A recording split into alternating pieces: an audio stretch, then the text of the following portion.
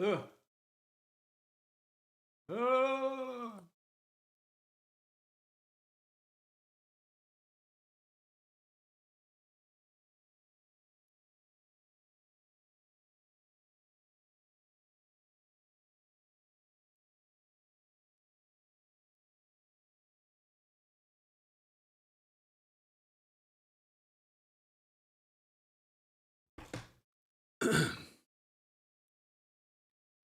Softly 40, 49 months.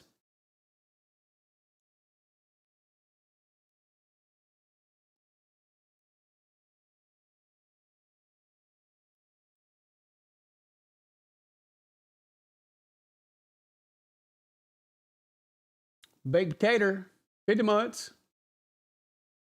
Heck yeah, I'm alive.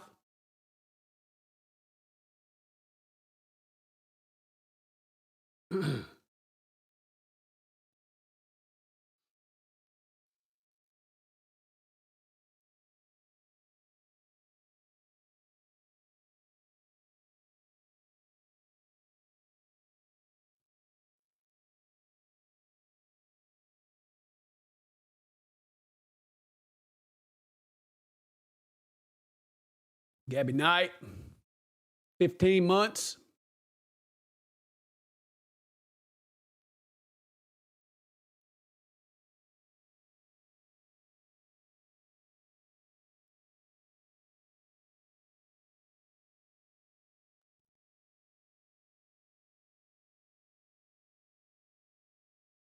You hit your roulette number? Nice. Thanks. Thanks for the 5. 15 months, couch gang.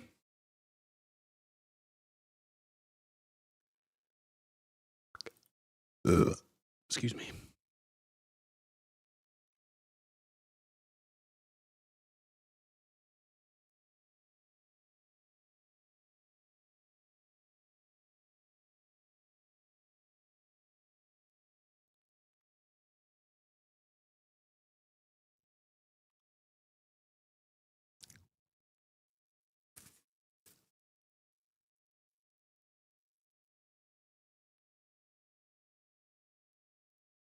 Mm-hmm.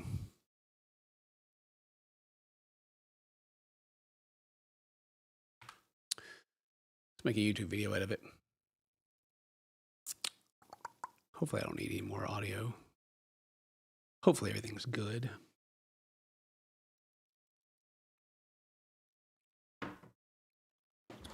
Ugh. Chair won't move. There we go. All right, it's me, your boy, Cinnamon Toast Ken. And you may be wondering, Ken, where have you been for like 2 weeks? There have been no streams. There's been no videos. I know Keon's over there just like, do I still have a job? Yes. And the answer to the question is I have been around. I've been here-ish. I've just been very, very busy. Been doing a lot of things. So those of you that follow the Facebook page, and you guys have a better idea, but those of you that don't, it's facebook.com/MorrisonKenneth. It's my personal account, and I've opened it up so people can follow me, and I put more of the what's happenings going on there. So the first thing is that I got hurt. Yep, I had a good old hamstring pop. It was very painful, and I haven't been able to go, like, I'm upstairs right now, and I haven't been able to climb upstairs to get up here. So that's one thing that happened. And the story behind that is I play a little game called Ultimate Frisbee. It's a lot like soccer and football. Like you throw a Frisbee around and you move around the field like soccer. But when you catch it, you have to stop. You can't move and you throw it. And there's end zones. So what happened was the disc was thrown up in the air and I was running across the field and I was going to jump up and try to get it. Now I missed. I didn't hit it. It was too high. I couldn't get to it. And the field we was playing on was a little uneven. So I was running and I jumped and I was running pretty fast.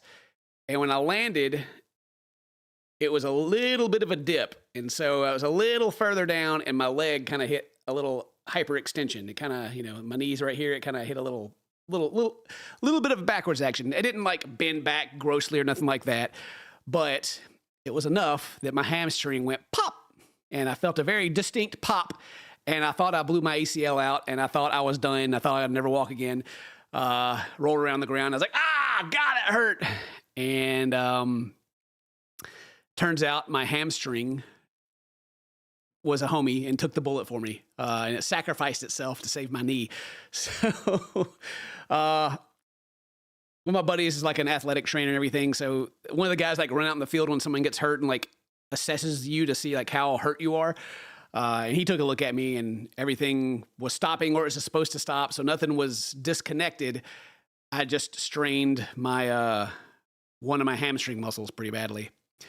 And so they hobbled me off the field and I went home and laid in bed and, like picking my foot up.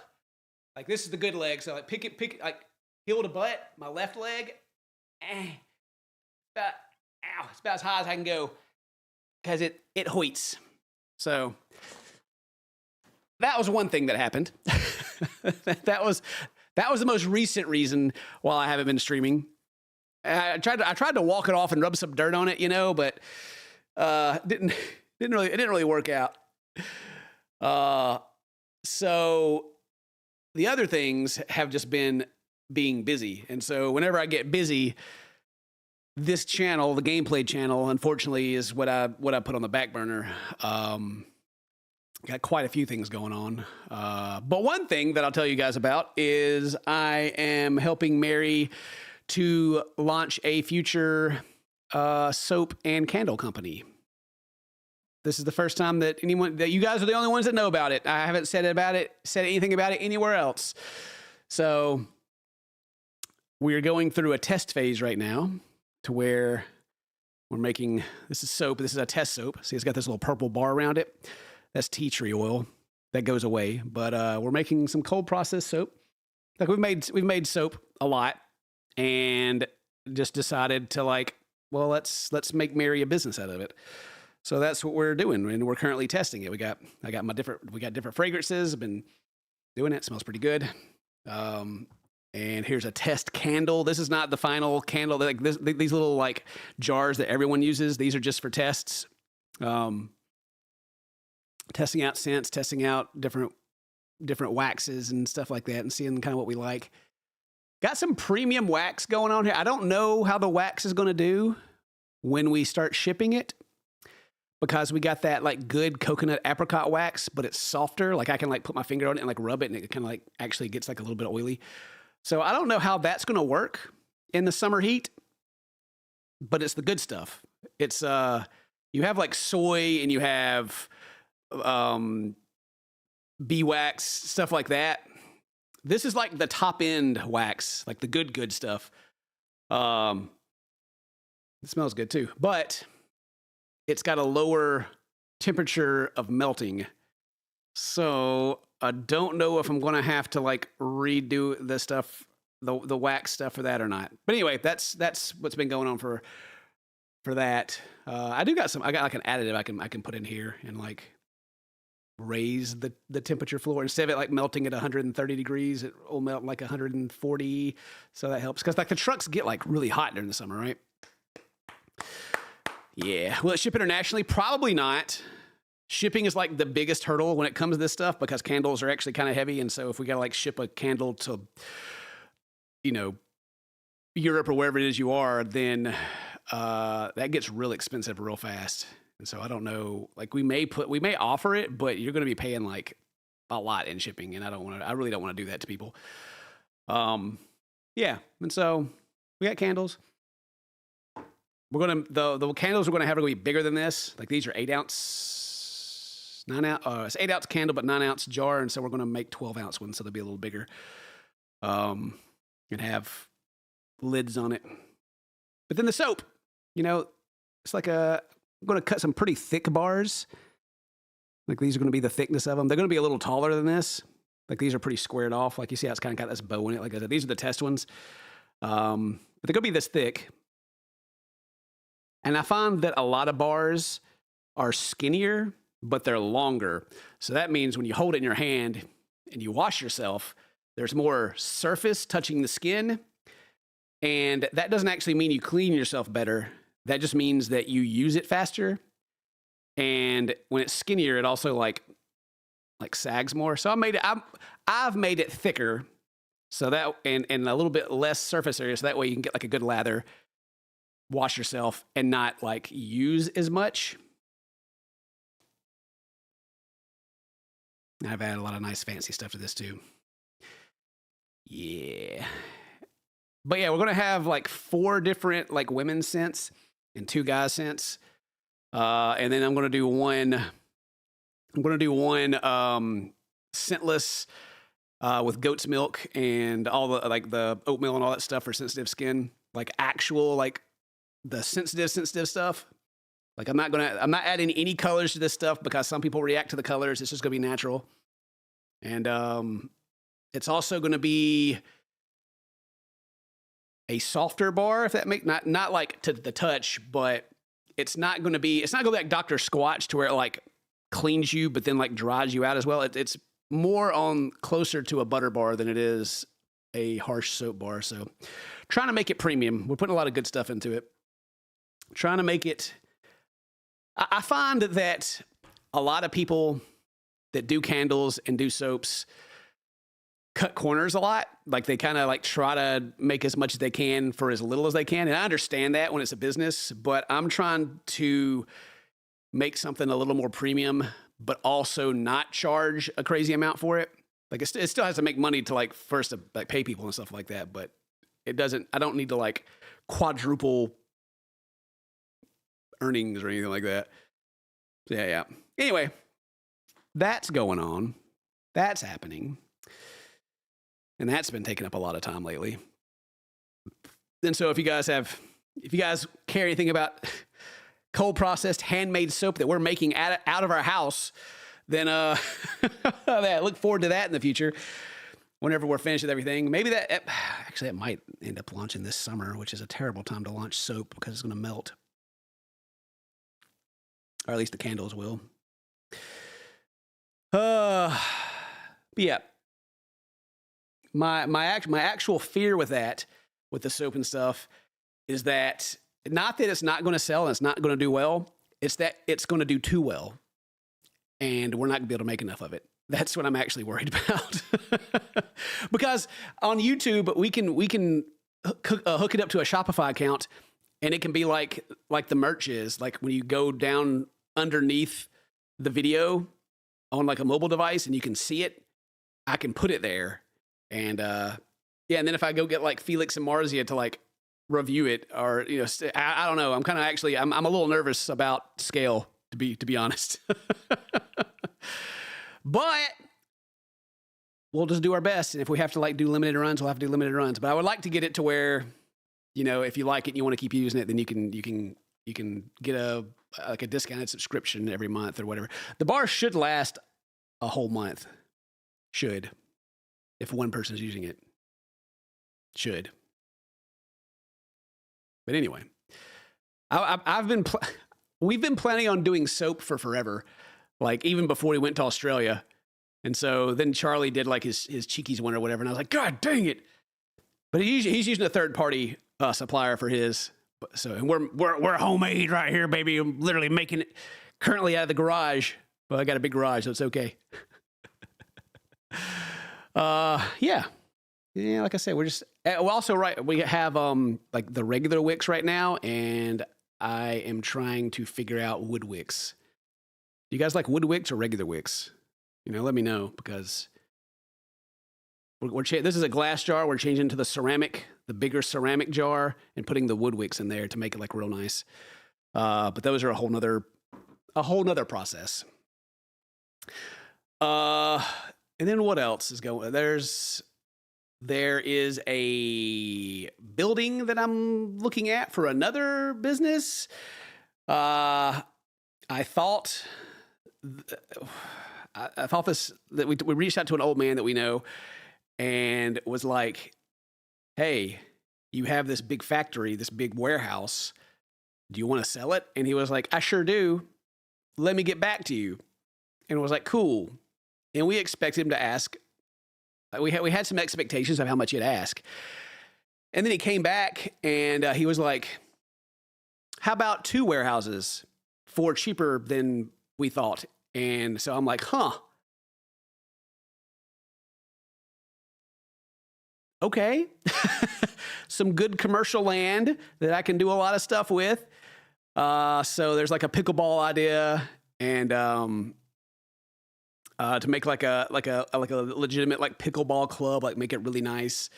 I don't know what I'm going to do with the second.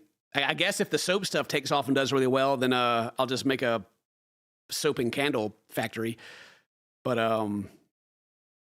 yeah, so there's a lot of side business stuff going on, and I've been having meetings because I've been considering getting into local politics. And I know how people feel about politics. I know, but this is like the very low local level. This isn't federal or anything like that. So don't like get all upset and start going down that path. This has more to do with like your taxes and stuff like that in your local area.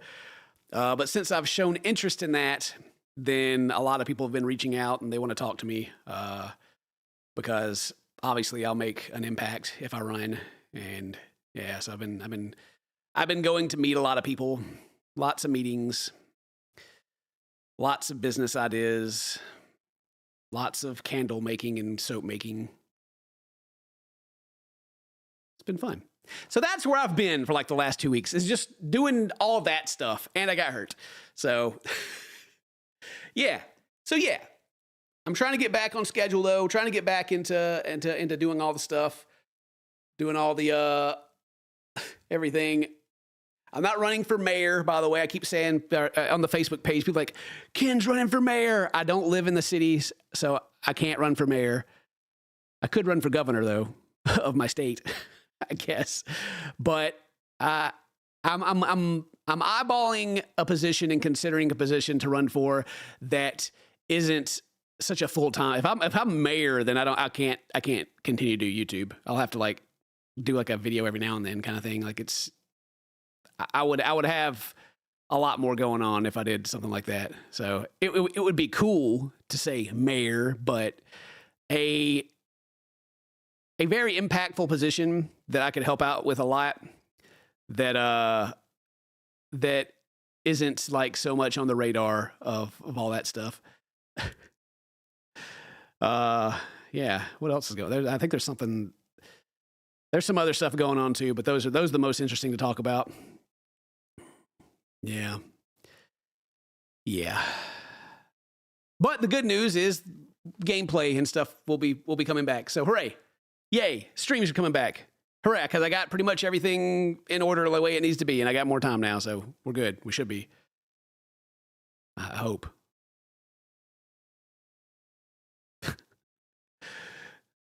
Oh, Lord. All right. I was also recording that too, so I can make a video out of it. So I will end that video. How long was that real quick? Let me just see. How long was I yapping for? It was a good 15 minutes. Good. Yeah.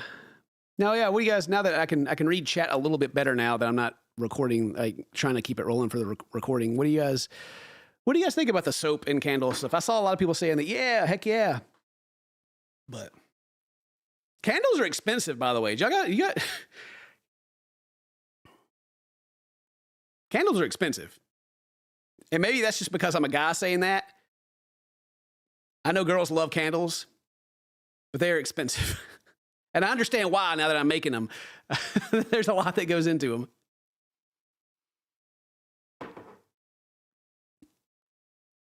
I mean, just like the glass that you put them in by itself is like a majority of it. But then the fragrances you put in there, that's a whole other thing. Like I said, I'm not really too sure about the waxes though. Not like I can rub the top of it and like leave fingerprints in it. That's how soft it is. So it's like, I don't know if I need to step down to a lower quality wax or just let the good stuff run and hopefully people don't get melted candles when they get to their house.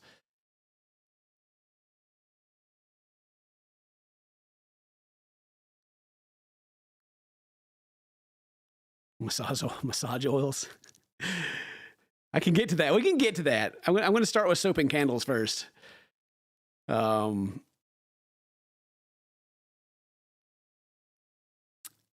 the ones at Dollar General are expensive. You got one, it exploded on your desk. That means the glass got too hot.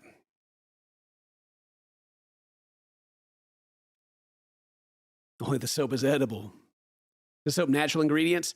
I mean, well, yes. Mostly. So okay, I'll go ahead and just be upfront on the candles are not made with essential oils. I'm using fragrance oils. So that means they have essential oils in them, but then another part of it's synthetic because you have way more options with fragrance oils. If you do essential oils, you essentially can only do like 12 different scents, or you have to mix those 12 different scents into other stuff to make it work, because a lot of essential oils just burn out and you can't smell them. Or yeah, I said that right. Which fragrance oils have a higher flash rate, so that means they can get hotter before they just disappear.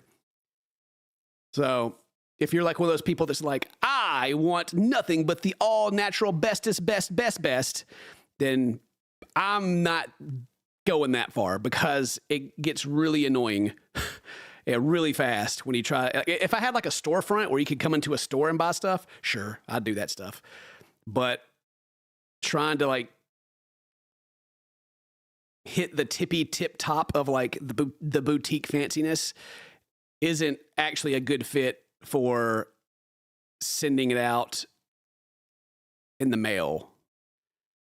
And I'll get to the soap in a minute. But saying that, I got the super fancy wax that has a lower melt rate, like a lower temperature, and then it melts. And so I am kind of worried that when we sell these things and I ship them off and it goes into the truck and it stays in the truck for a day, that it's going to show up and be melted.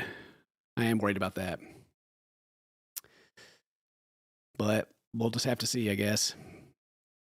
Because the one I got's got like the best. It's like it feels. It's just good. It's just good. You know, the candles are actually like really good and fancy. And we get the wood wick. A wood wick, I saw some people didn't know what I was talking about. Instead of it having like the little white wick, if you can see it, like that one, it's kind of off centered. But that right there, this is a test one, so don't worry about it. That's just a regular wick. A wood one is like just a flat, skinny piece of wood.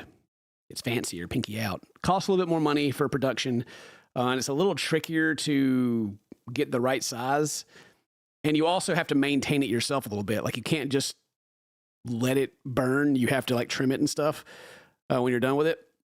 Because if your flame gets too tall, then your glass could break and you'll melt all your candle really fast. So there's a little bit of like personal maintenance you got to do with that too. It's kind of same for like regular wicks though. You do need got to trim your regular wicks too if they're like not burning at the correct rate. But that's why I'm doing all this wick testing right now too.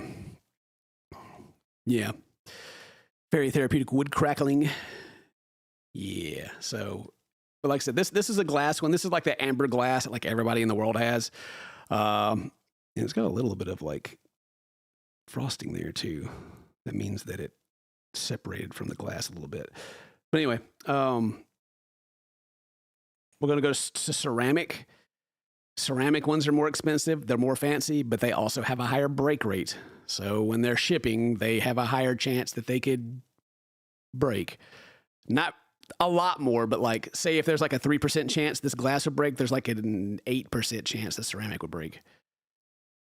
They'll have lids too. But like I said, these aren't the ones that we're going to be, these are just tests for scents. These aren't the ones we're going to be shipping out. We're going to have a bigger one in ceramic, and it's going to have a lid on it. Think glass lids is totally fine. Yeah, but this is kind of Mary's brand, and so I'll let her pick. Like if I was doing it, I would put it in glass. I'd be more practical with it. I'd put it in glass. I'd probably downgrade the wax by a step just to like protect from melting while it's in travel. But there's things we can do about that too. Like we can ship on only like Mondays and Tuesdays for candles that way, so it doesn't like sit over the weekend and like melt everywhere. Hopefully we're able to take care of that though. And then on the soap, like this one's got this little pink purplish tint around it. That goes away. Like this bar was cut like 3 days ago. That's tea tree oil, because this is like a tea tree base scent. It smells really good. But that fades. That's just the essential oils that kind of like cooked into the sides. And so as far as ingredients goes, hold on to your pants, because I'm going to say a word that triggers people in the soap community. Palm oil. I know. Palm oil.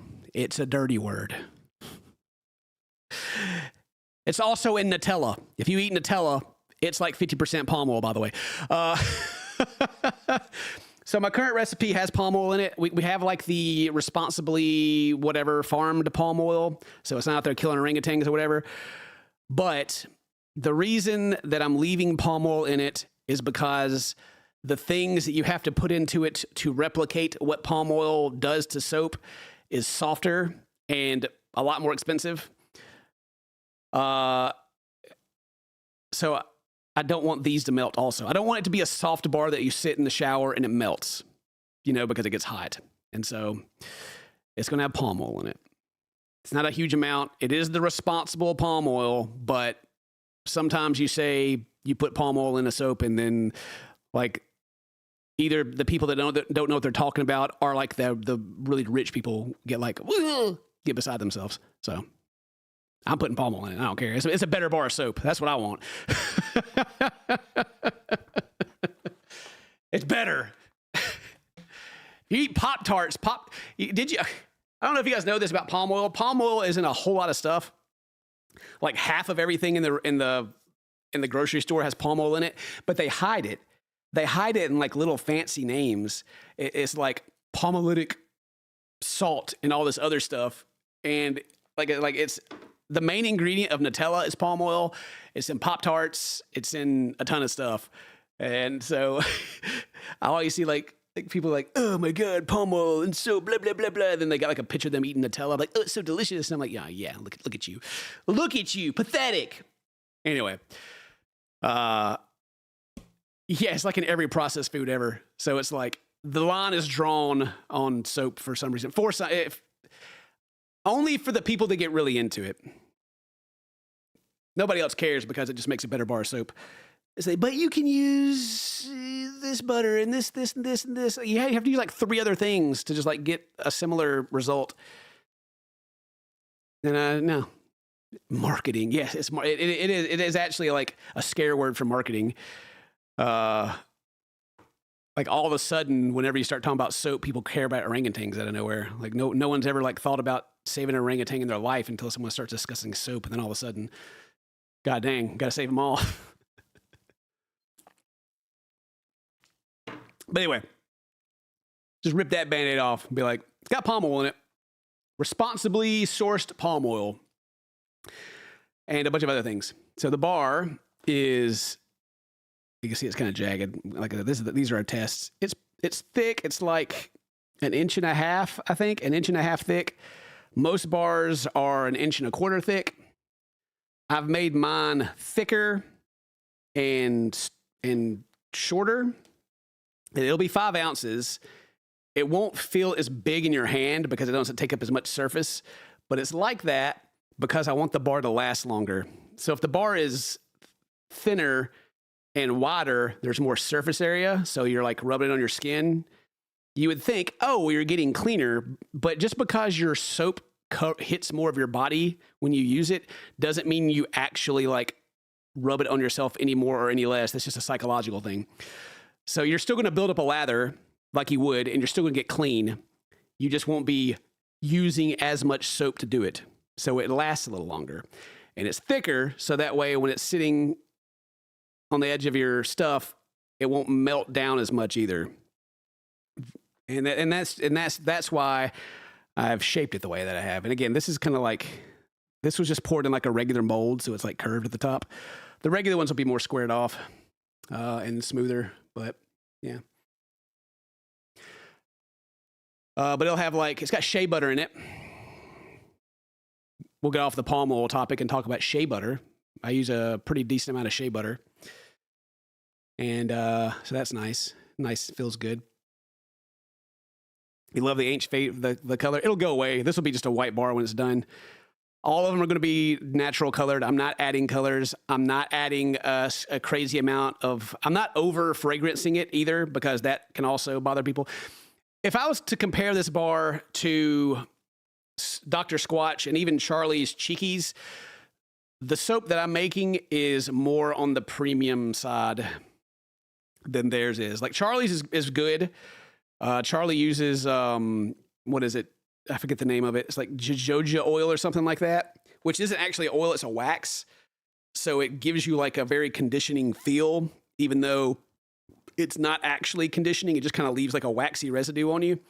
And it's more for marketing also. So it's no hate to him. I'm sure like whoever they talked to whenever they were making their soap told them that, you know, that was like a really good thing. As far as I'm concerned, and in my soap making, I've been making soap for a while actually. In my soap making opinion, it is more of a superficial thing than it is like an actual thing. But it's still expensive, and it still is like considered like a premium thing. But it doesn't. It kind of is. It's not a trick, but it is like a little bit of a. It's smart, I guess, because it's like you use it and you feel like smooth and conditioned, but it's kind of like a waxy residue that it leaves. Anyway. And then they balance their price out by using sunflower oil, which is like a kind of a cheap stand-in, but that's just kind of what they have to do because their bars are pretty cheap, I think. But I know they're also using like a big third-party supplier that makes a lot of soap bars, so they're able to get like their cost per bar way down. I'm not able to do that, so yeah. So I got some shea butter, a little bit of castor in there. And some other thing. I'm not going to tell you my all of it. Not yet. But, yeah. So if we had the gauge here of like really cheap soap, like Duke, whatever it is, that's like made out of a lab, and then like super premium boutique soap, I would put like Dr. Squatch in the middle, maybe on the lower side, then like Charlie's and like Cheekies. And then mine would just be a little more like premium. But his will be cheaper than mine because I can't match what they're doing because we're doing this ourselves. So yeah. But it's not quite super boutique premium either. It's just kind of like a bridge in between all that. You want the Formioli? No. You like your soap medium rare? Yeah. But I am going to make one that's even a little better than this one. It's going to have like goat's milk in it. It's going to have the rosemary leaves. It's going to have the no scent, because some people have sensitive skin and like the scents actually like bother them. It's not going to have that. It's going to be a scentless goat milk, oatmeal, everything that is good for your skin bar in it, you know, just like if you're burned, then the idea is that this soap will be soothing and will clean you. That's the idea. I'm gonna be able to pull it off. I'm not too sure because I mean I don't know if I'll be able to make it in mass because goat's milk can like burn during the process, and it's kind of it's finicky.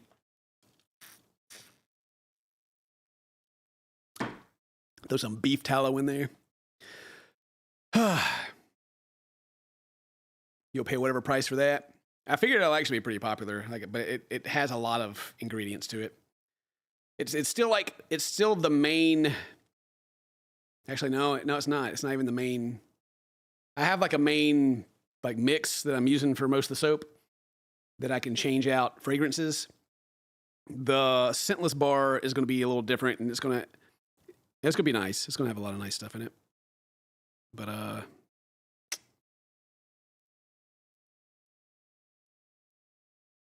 actually forget if it's got palm oil in it or not.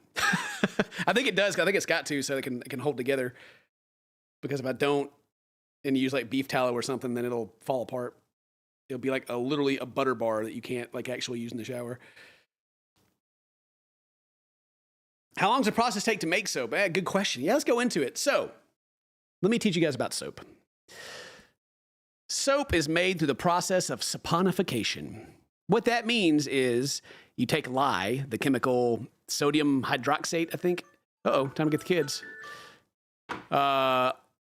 Lye, you mix it with water. If you ever seen the movie Fight Club, you know when he pours the stuff on his hand and it burns him? That's the process of saponification, basically. You mix it with water, it heats up and gets real hot. After it cools down, you take your mixture of soaps and additives and whatever you want to put in there, mix together. If you want to use micas, which is colors, you throw your colors in there. If you want to use sodium lactate, which makes the bar a little harder. If you want to use sodium gluconate that fights against soap scum, all that stuff. You can add all that stuff in there. There's all kinds of different sodiums and junk you can add to it. Then your essential oil, actually, you can use your essential oils. You use a lot of essential oils though if you're going to use essential oils. But anyway, your fragrance, you add your fragrance, you get it mixed together, and then you add your lye and your water. And so begins the process of saponification. The lye starts reacting with all the fats and all the oils that you put into your batter, and it's very liquid at the start, and then it turns into like a very like battery, like not quite biscuits, but like a thick soup. And you go to something called trace. When you go to trace, it's called trace because you can pick your mixer up and you can like dribble it on top of itself, and it will sit on top of itself because of the surface pressure or whatever. And you can like trace your name or whatever. That's what I was told why it's called trace. So you mix it until it becomes trace. Then you throw it into your mold, which is where you leave it. You pour it into your mold, you get everything out.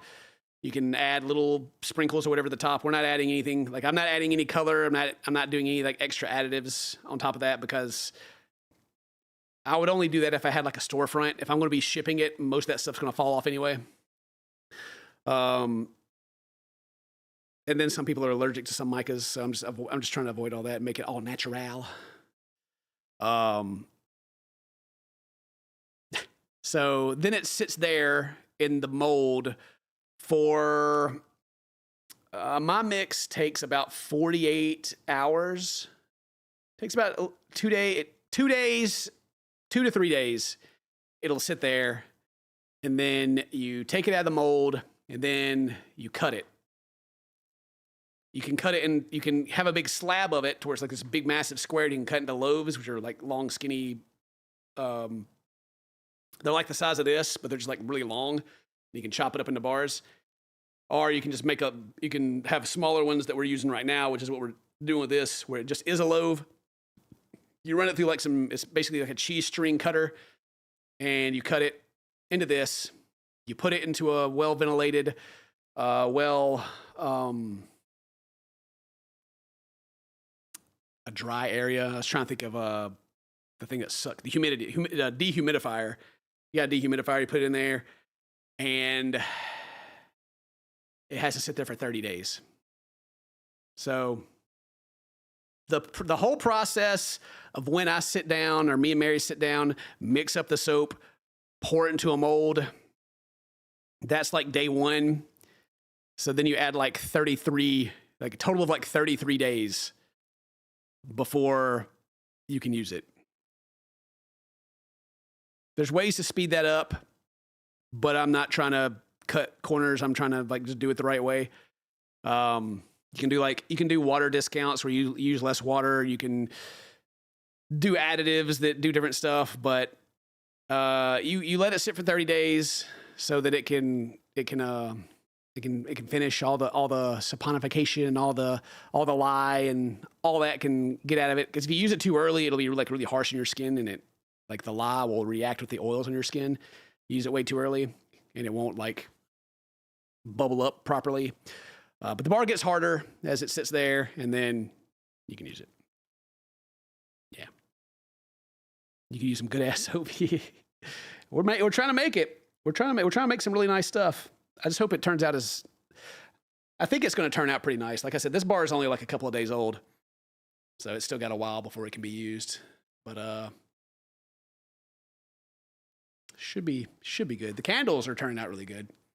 Like I said, the candles got me worried because I'm just worried about the heat. I'm worried about the heat during shipping because it's going to suck if we like sell these nice candles and go through all this and we ship them out and people are sending me pictures of how they're melted and, melting out of the box. That would suck.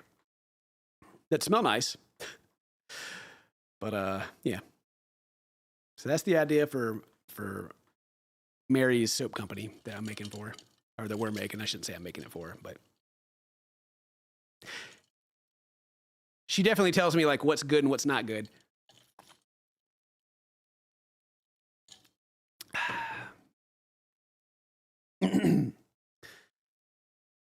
But yeah, and then for candles is a lot. There's still a process to candles, but it's not as complicated as soap.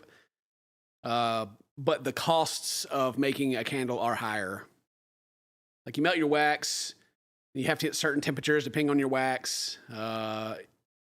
You introduce your... Like the actual pouring the candle part is easy. Like you melt your wax, add your scent, mix it in for 2 minutes at a certain temperature, then you pour it into the jars at a certain temperature. You got the wicks that are on like a little tab. I don't know if you can actually see it. Probably can't. Kinda. There's like a sticker that you can stick on the bottom of it. Stick it on the bottom, push it down to center it. You put a thing over the top that holds it in the middle because it floats when you pour it in there. You pour it in all smooth, and you try not to have any bubbles so you don't have any sinkholes. A sinkhole would be when there's like an actual hole where the top layer got cold faster than the below layers. So like it stops moving here, but then the wax goes down further, and so you have a hole. You just have a sinkhole. You can fix it. But the part that takes a while is getting your wicks correct, because it depends on what scent you use, it depends on what wax you use, depends on what size container you use. If you have a wick that's too big, it will cause your melting pool, like where everything is melted and what the scent's coming from, to be too big, and it'll dry itself out to where more of the wick is burning, and to where it just like continually causes a bigger and bigger problem until you got like this big fire because your wick is exposed, and then your glass will break and your house will catch on fire. And if it's too small, then it won't melt the entire surface, and it will do what's called tunneling, and it'll put itself out.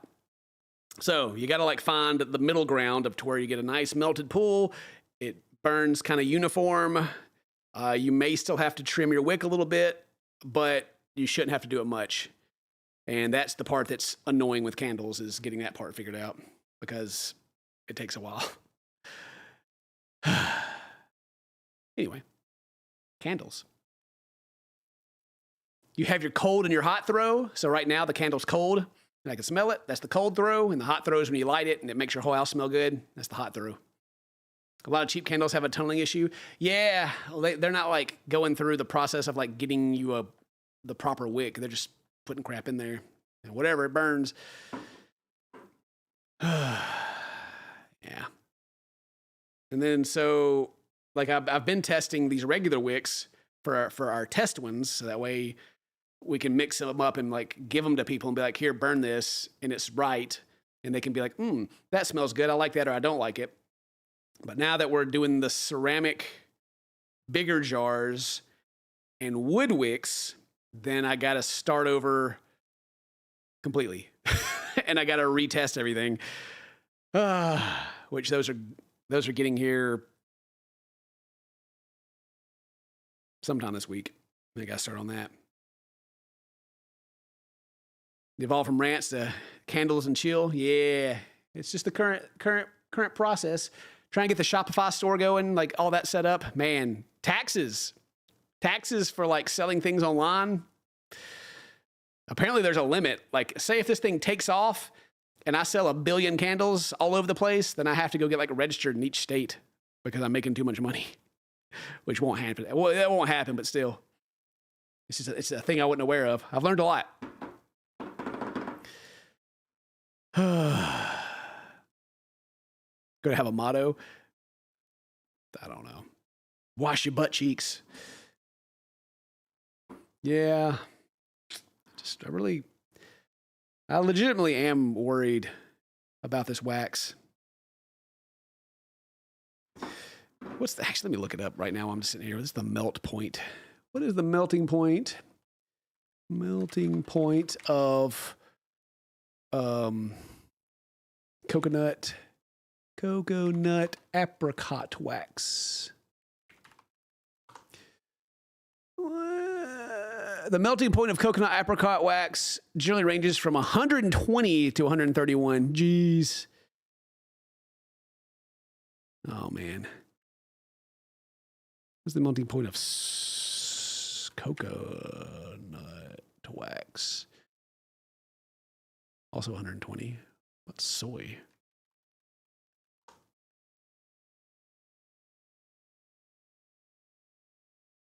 Oh, that's even lower. No, 150. Okay.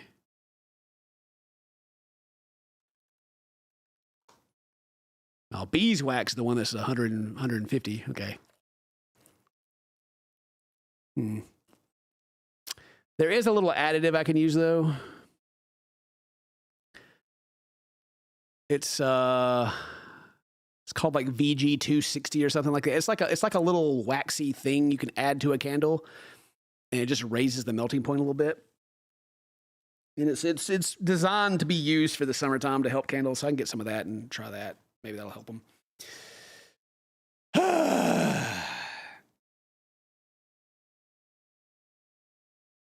feel like wax will be as big a thing as you think.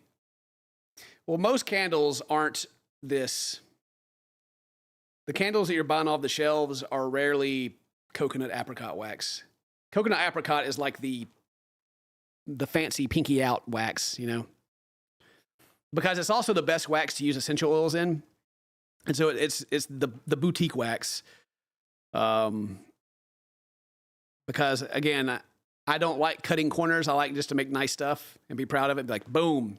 Sure, it might be a little more expensive, but I would rather pay a little more. Personally, I like paying a little bit more money for something nicer than like paying a lot of money for something that sucks. So that's why I decided to do that. But now I'm like second guessing it, you know.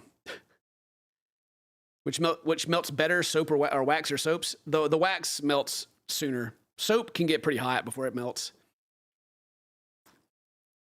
It's supposed to rain all week too. It's pretty hot. Yeah, I saw you talking about Alabama being really hot. It's about to rain a lot. Cool it back down.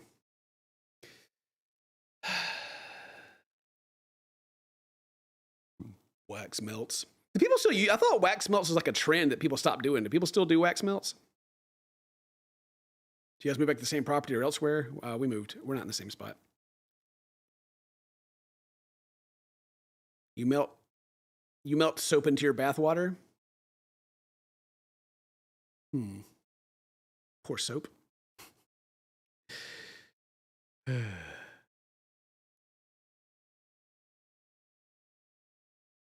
You guys love wax melts? Well, the thing about wax melts is they're actually really easy to make because they're made the same way candles are. You just pour them into a square mold instead. It's the exact same process. Instead of putting it in a jar with a wick, you just pour it into a container. And that's it. You see them in stores, their shelves are always full. Yeah, that's why I thought that they weren't a thing anymore because they're always like they're never like out of them, you know. But I guess when you get some though, they last a while. I guess whatever scents we decide on, I could just like also get some little plastic containers and do wax melts too. I don't want to have too many items when we launch because we already plan on having 7 different soaps and 2 candles. So we're going to have 9 products, and having enough because there's a month lead time on soap. So having enough soap, if it takes off and does really well, it's a lot of soap, you know. Candles will be easier because there'll only be 2 of them, but still, yeah. And I haven't, like I said, I haven't talked about this in detail on any platform yet. Like, so you guys are getting the behind the scenes, you know.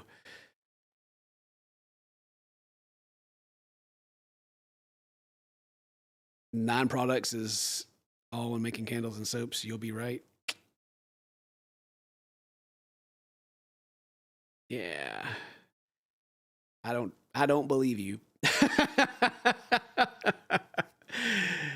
Making it's the easy part. So, okay, here's the potential situation, right? It could not do well. Actually, there's no bad situation, because even if I sell like 1,000, then that's fine. That's good. But like if I go hard on it and I like, people get it and they really like it, and I get other YouTubers and other content creators to talk about it, and all of a sudden I have like 20,000 orders. Doing that out of my garage is impossible, actually. I can't do that. So there's definitely, I definitely have to get it to a certain level of backstock before we start. Like if we sell like 1,000 a month, great, you know, easy. If it's 10,000 a month, it's gonna be kind of hard to do.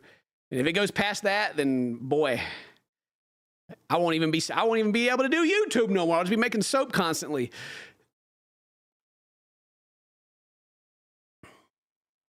Especially if you got, the problem with having multiple different ones isn't just also having the backstock of them. It's having the SKUs and shipping them. Like you got to go pick them. Like, okay, well, say like if we have like a deal to where you get like 3 and you get free shipping or something like that, and people get 3, and so they have 7 different options to pick from. So I go pick out the 7, put them into a box. They have their own wrapping. Like I got to prepare them all, wrap them all, put them into their box, tape that up, ship that. The shipping is actually the most expensive part of the whole thing. That whole process isn't as fast as I just said it. Like that, like it's going to take like a good couple of minutes to do that one order. And so if we got to do that thousands of times, 10,000 times, it could become a full-time job real fast. Because I was having that like what do you call it? I was second guessing it, the imposter syndrome. I was like, well, what if it just kind of sucks? No one even wants it. And I was like, I got my little Claude that I have access to for free. It's the good one. And I was like, what do you think about this? And I like told it, and it was like, it kind of sat there. It's like, what do you like? That's what. You got millions of people that watch you and you're worried that you're not going to sell any? I would be more worried that too many people want it. And I was like, shut up. Don't curse me with that. And it was like, no, seriously, you need to prepare for this. And I was like, okay, all right. You come down and make some soap, Keon. Even the AI was like, dude, you need to get your fears in order, homie. Don't be worried about that it flops. It was like in the worst case scenario, you'll be doing better than like 99% of like cold processed soap makers out there, because it's a very extremely saturated market. But the problem is like tons of people buy it, but the problem is marketing and reach, which we have that built in because we have such a amazing group of people that watch us all the time. So yeah, how dare you give me logic and facts? So it was like, yeah, so how is this going to fail? How could it possibly unless it just sucks, It's like, what you should be worrying about, that you've made something good and something nice that people are going to buy. And they're going to buy a lot of it. And I was like, uh-oh, you're right. because, like I say, we're making some. I think it's gonna be great. Like I'm enjoying it. I think we're making some good stuff. I'm not, like I said, I'm not trying to cut corners. Like I had these jars. These jars are like what everyone uses, and they're like actually like really cheap. But I got these, and Mary was like, I want bigger candles. And I was like, okay. And she's like, I also want the ceramic candles. And I was like, oh, so we're going nice. And she's like, yes. She's like, if I bought a candle, I would want it to be a nice ceramic, like with color. She's got colors picked out, a nice like ceramic color container that has a bigger candle in it. I don't want like some little dinky candle. And I was like, okay.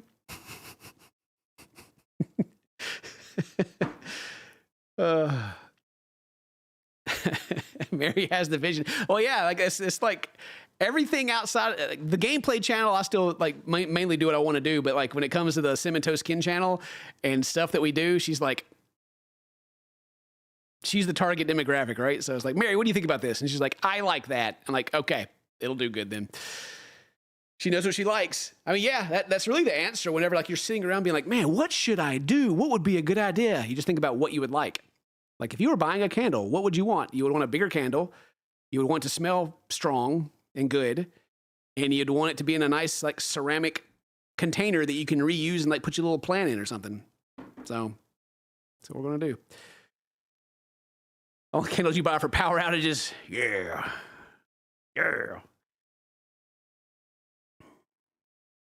She's got a 1 scent she's got picked out. She wants a coffee candle, like a coffee kind of hazelnut candle. And so I'm trying to hunt down the right scent right now. I'm trying to we're testing out a bunch of different ones. I'm trying to find the right one. Well, I think we got it, but that was like a big one she wanted. She was like, I want a coffee scented candle. I want to light that sucker up and be like, coffee. I was like, all right. So that's going to be one of the scents. And the other one, which one is this? No. Is it this one? No, that smells like soap, a bar of soap. I mean, it is a bar of soap, but some scents smell like some scents smell like they should be in soap, and some smell like they should be in a candle, right? So we still got to pick out the other one. Mary likes food scents, food smelling scents. She doesn't like floral stuff. So if you're like a big floral person, Mary's candles might not be. We'll add them eventually, but for the start, it's going to be more limited to just what Mary likes. So, yeah. You love vanilla and lime? Doing soap? Yeah, candles and soaps. That's what we're talking about. Made it myself. It's even got this cool little purple edge to it. Yeah. The real ones are going to be more uniform. The final ones are going to be a little bigger than this, but they're going to be about that thick. The thickness is there, so big old fat boy bar of soap. This one's about 4.5 ounces. We're shooting for a little over 5 ounces, so it'll be like, I think it'll be taller, or will it be longer? Hang on. How long is this? I think it'll be taller.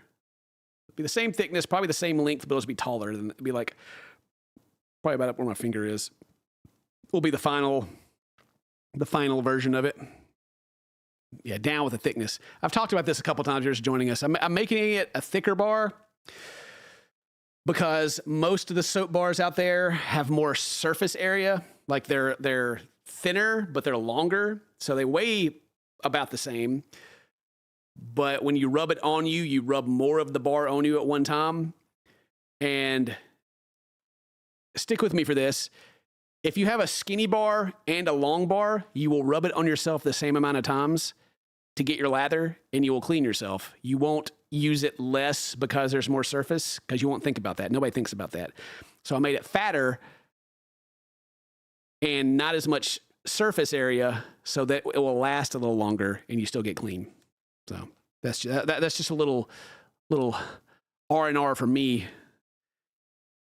You rub stuff on your loofah? Yeah. You just get your your desired amount of foaminess, and that's it, right?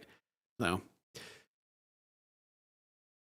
you grab your cloth in the washing cloth. That's how my mom did it. That's how I was raised, to do it that way. But I just use I use loofahs now and like liquid water, and then whenever we have soap made, I use that too. So you hate when your bar soap gets skinny on the edges? Yeah, that will eventually happen anyway, but it should take longer with a fat bar. Just use Clorox wipes. And then if you're just now joining us, we're talking about candles, and these are glass 8-ounce candles. We're going to be using ceramic 12-ounce candles, so they're going to be bigger than this, and the jars will be nicer. But the wax on the inside is coconut apricot, which is the fancy wax. And I'm worried about the wax melting during shipping whenever we launch all this stuff. But it is like the really nice, like premium, good wax. It's not like the beeswax or the soy that like kind of sucks. It's like you light the candle and you're like, ooh, I can smell that, you know. It should be all natural. But I do gotta say the one bad thing for those people that are all about soap is that I'm using palm oil in my soap. Sorry, it's just, it makes a better bar. It just makes it better. It's responsibly sourced, so it's on a farm. It's not killing any orangutans. And if you hate palm oil in soap and you eat Nutella, then something's wrong with you anyway. Because that's the main ingredient.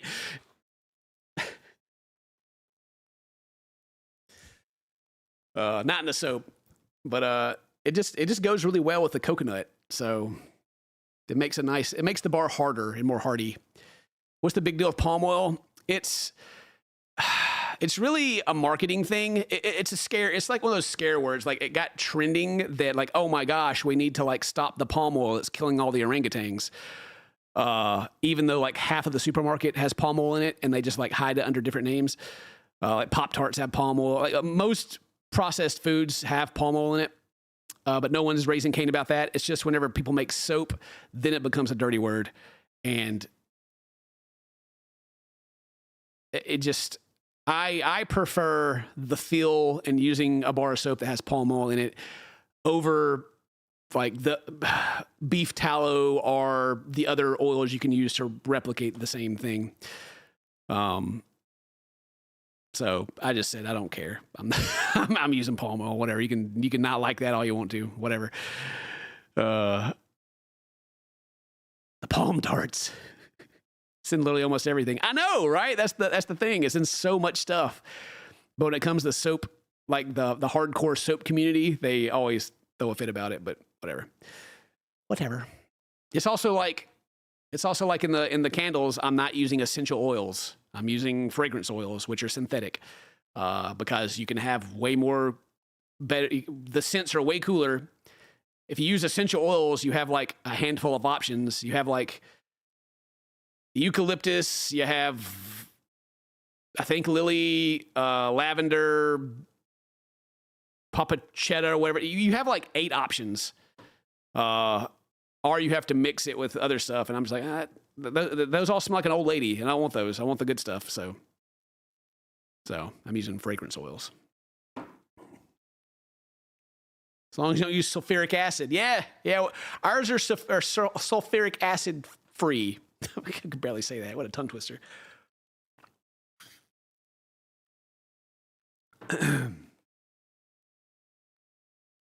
Ooh, man. Ugh. Hemp soap. I don't know anything about hemp soap, actually.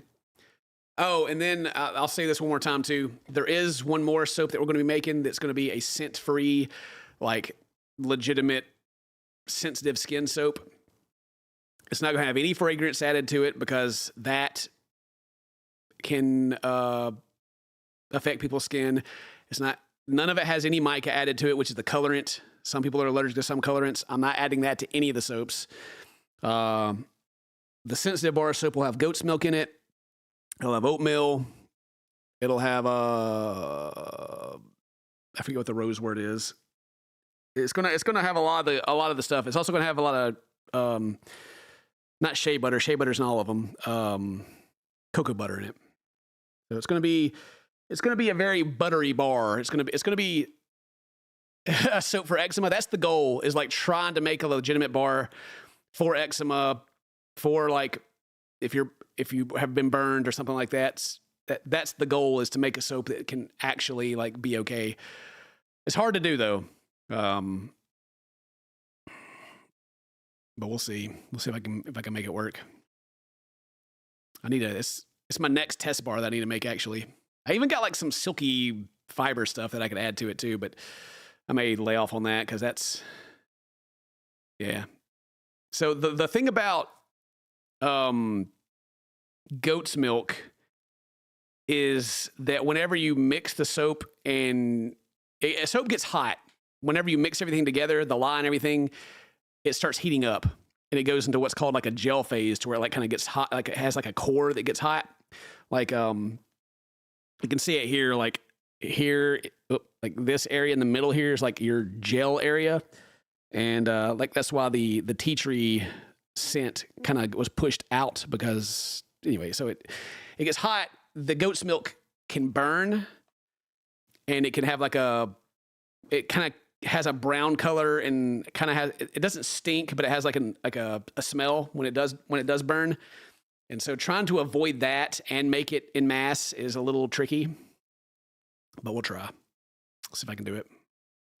I mean, you can do it. I just may have to I may have to use like ice water or something like that to keep it from getting too hot.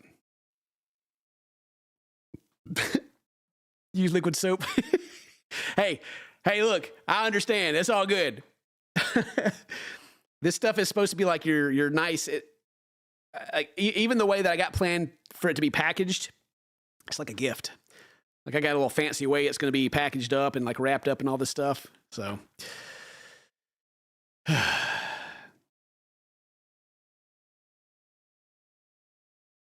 descended, your son's allergic. Yeah, allergies and stuff like that. Yeah. Like in the regular bars of soap, there's going to be outside of the fragrance oil, I don't think there's going to be anything. Like I said, I'm not adding color to any of it. It's all gonna be naturally colored. Just like however it turns out is how it turns out. I'm not gonna do all the little swirls and all the extra stuff, because whatever, I don't care. That doesn't matter to me, I guess.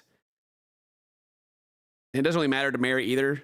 I just want it to be like something that's nice and like, ooh, it cleans me and I feel good after I use it. You know, ooh, it smells nice. I don't care if it has swirlies in it. A lot of people are allergic to different. It's called micas. Is the colorant, and some people are allergic to some of it. Some people are allergic to fragrances. So hopefully the fragrances will be okay for most people. It's going to have shea butter in it. It's going to have a little bit of castor oil in it. So it should like still feel conditioning on the regular soap. And then the scentless soap will be like the extra cocoa butter and the goat's milk and the oatmeal and everything. So, yeah. Soap, baby. I'm gonna be the soap king.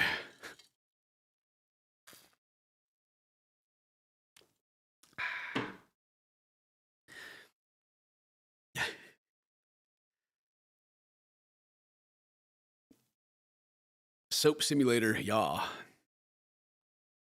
Anyway, that's where I've been. I've been doing my R&D and all that, and doing all my testing, and then I got hurt, and yeah. Will there be a cinnamon roll soap? I don't know. It's going to be Mary's thing. Like I'm even going to like name it and stuff under like her stuff. I don't want it to be like a merch. I wanted to make it something that she can like take and add to it and do whatever she wants. That's not like so directly tied to me that it can't exist without me, you know? I'm trying to make her like a legitimate like brand that she can like use, and like we can sell to boutique shops and all that stuff. And it's not like Cinnamon Toast Kin soap, you know what I mean? I'm kind of like Charlie's Cheekies, right? Charlie and Queso's soap.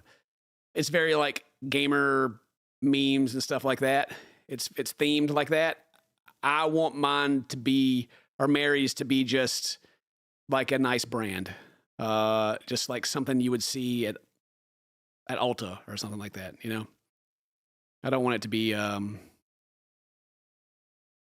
If I stopped making content after it gets going, I would like it to still continue without me. You know, that's the goal. Ambly and amazing. Sorry, I couldn't read that for a second. Recommended with activated charcoal. So I got some activated charcoal. The thing about activated charcoal is that it gets everywhere. It gets like around the edge of your tub and stuff like that. And so, because I talked about that with Mary, I was like, what about activated charcoal? And she's like, I don't like activated charcoal because it makes a mess. And I was like, okay. So for now, Mary has recommended that we don't do activated charcoal, but I have it, and it's definitely a consideration. So maybe. Shop making on top of being a future community representative. Heck yeah.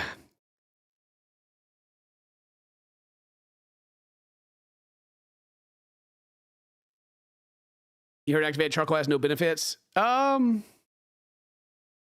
don't know. I don't actually know about the benefits, to be honest. I always thought activated charcoal was nice because it like makes everything look dirtier, and then you wash it away and it's like, ooh, super clean. But it also has like, it's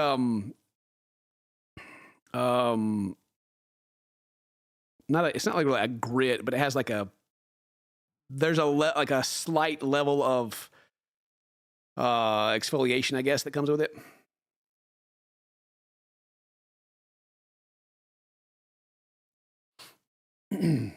So what made you decide to get involved with the community and open up your private Facebook page?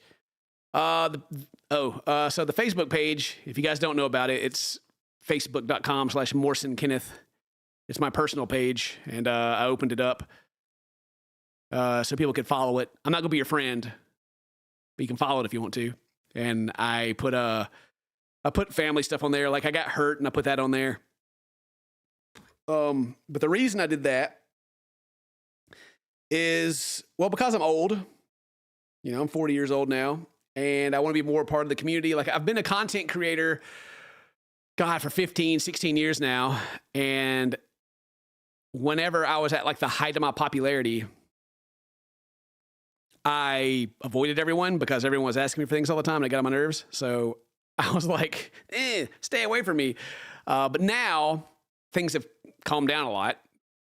Not like a fall off kind of calm down, but like a lot of people have chilled out and it's more normal now. And so I want to get more involved in the community. I want to be able to like help people, you know, all that stuff.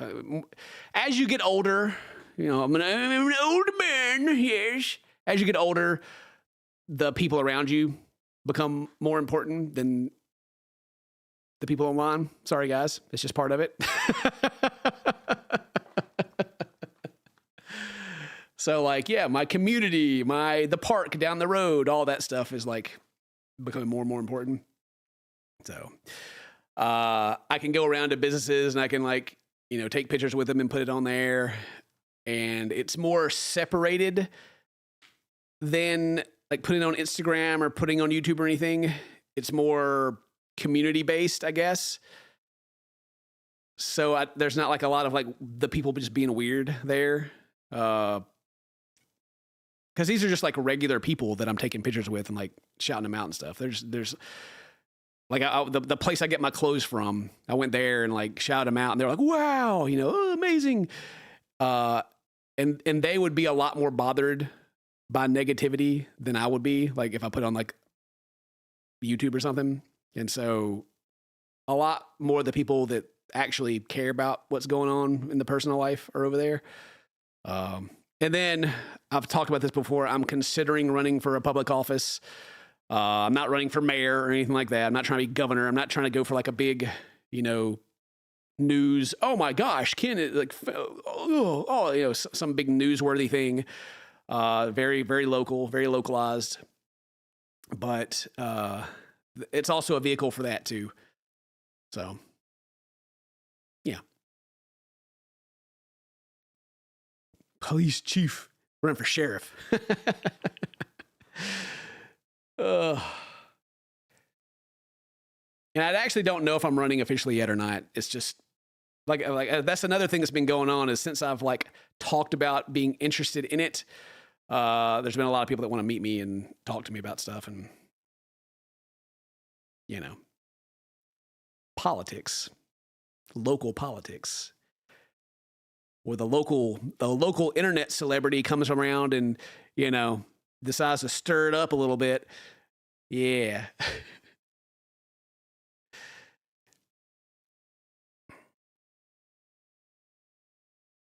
What made you maybe want to run for it?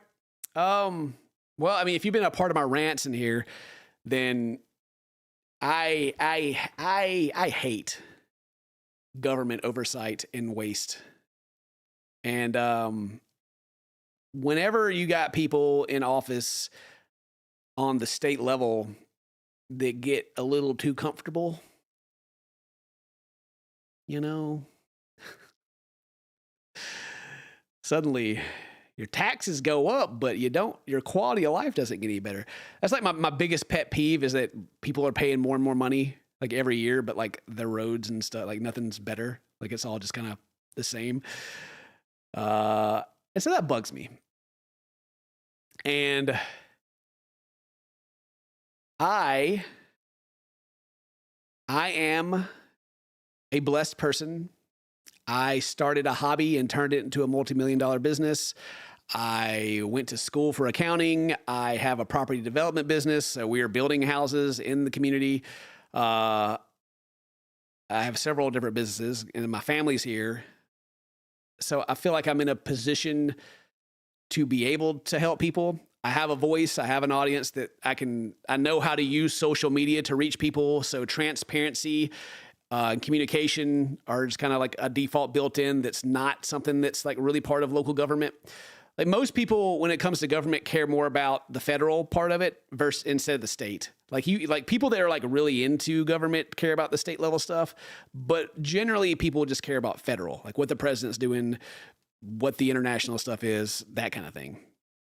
But what affects you more on your day-to-day life is your state and then county and city level stuff. So I don't want to be involved in federal stuff because that's just a big, you know, if I'm like, I'm running for congressman and I'm Republican, then all of a sudden everyone's going to freak out and lose their minds. So on a state, county, city level, I feel like I can do a lot more good with my skill set, which being a internet celebrity is a skill in its own, but it's not what I'm like pushing. Like if anything, it's going to work against me because people could be like, oh, it's just a vanity project or, you know, what does this YouTuber do now? But the fact that I do manage like large budgets already and that I do have, several successful businesses and common sense, you know, and I can bring more transparency to the level that I'm looking at. Yeah, I think I can make some actual change. So that's why. That's why I'm considering it. But I do live in Mississippi, so like I know some people get like very like hard on like their sides. You pick if you want to win anything in Mississippi, you have to run Republican. That's just it. And I myself am probably more of a moderate than I am anything else, which is a right leaning thing. And that's don't take that too far because I am a very like common sense person. Both sides have things that they do right, and both sides have things that they do wrong. So. You know, miss me with all that side picking stuff. I'm not like die hard either way, really, but just for my core values, that's probably what describes me best. So, because if I do run, then I'm going to have to I'm going to have to like state a party affiliation, because if I run independent, then I'm just wasting my time. So yeah. Just a diehard decent. I'm just trying to be a decent person. But some people get real mad about that kind of stuff, though. Like, some people get real upset about it. And I'm like, it's not that black and white. It's really not. It shouldn't be. It doesn't need to be. It's unhealthy for politics in general. But yeah, I don't want to be involved on the federal level, or even like higher state level. Like I'm going for like local stuff, to where like the most like controversial things we'll do is like affect people's taxes and hopefully lower them. You know, it's the goal, right? But again, that's if I decide to do it. But you can keep up with all that. Go to the Facebook page, Morrison Kenneth. I think it's gonna be fun. I think it'll be good. I think I'll enjoy it. Stop paying attention years ago, the bad negative energy in politics. Yeah, well, like everything you see in social media is all like federal level stuff anyway. Like some state level stuff, but most of it's federal, which in my opinion is supposed to be like not affecting us every day as much as it does. Because, you know, your state should be the one that's like making the things happen for your day-to-day life, which it does. But I don't know. Anyway, I don't need to get on to that. That's not what we're here. We're not here to talk about that. We're not here to talk about all that. Oh, goodness.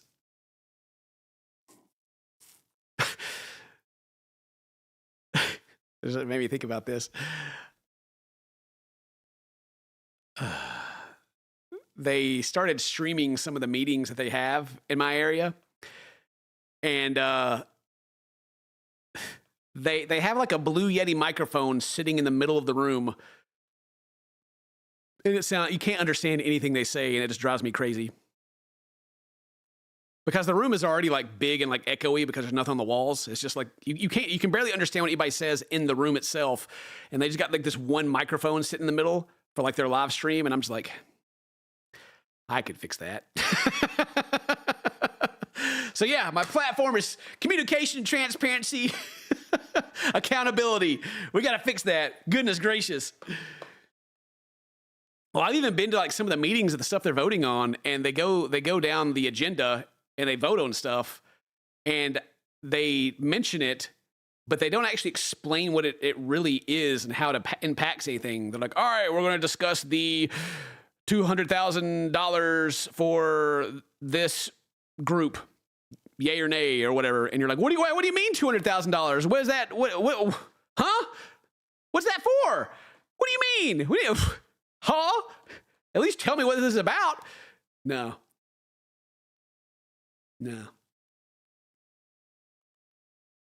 Yeah, so I think I can make some change.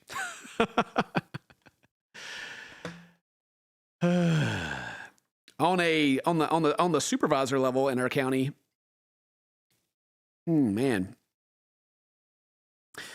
So they reassess everyone's land value, house value. So taxes went up based off value because everything went up in value. You know, people were selling houses for more, and so they adjusted it, which happens. That's normal. So you pay more taxes. People don't like paying more taxes, but that happens. As far as taxes go, I don't mind paying taxes as long as it upholds a certain quality of the stuff around us. Like I'm okay with paying taxes to have nicer roads and things like that. That I'm cool with that.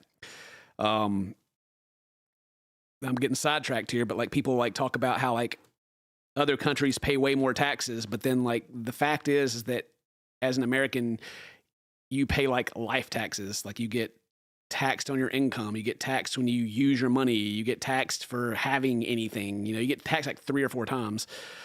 So tax per dollar is actually very high. Anyway, sorry, got distracted there. So property value got reassessed, taxes went up, more money's going in. You think that you would have some, you know, oh, we're going to fix all the roads, we're going to do this, that, and the other, we're going to build some stuff for the community. So there's a jail being built in the city limits.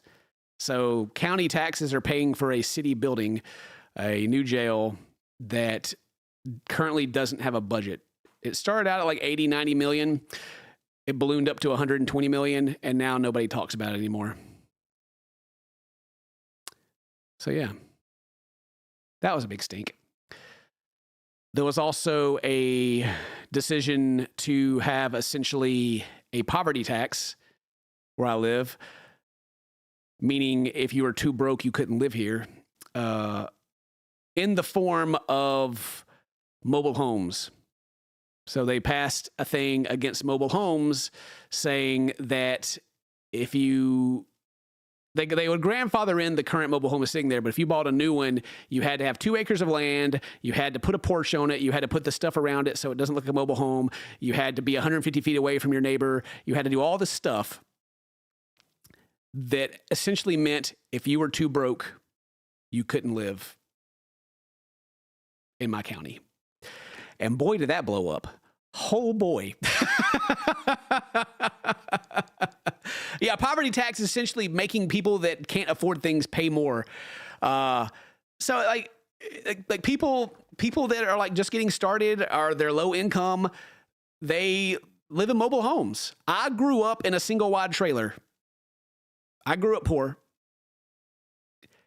And so if our single wide trailer had to be on 2 acres of land, first of all, had to have a porch built onto it and have to have like the stuff built around it, and it had to be so many feet away from other people's houses, like how, like, it was just like the most tone deaf like decision that was ever made in the area. And it blew up, and it got reversed because someone would have probably got shot if it would have stuck. It was a hot topic. But the fact that it was even voted in to begin with, unanimously, by the way, everyone that was making that decision voted for it. Just like the common sense of like, this is gonna blow up. This is gonna be huge. Why would you vote for this? Like, you can't. Like, we live in Mississippi. We like the Mississippi is like always in the top ranking from like one of the poorest states in the country, and you're gonna like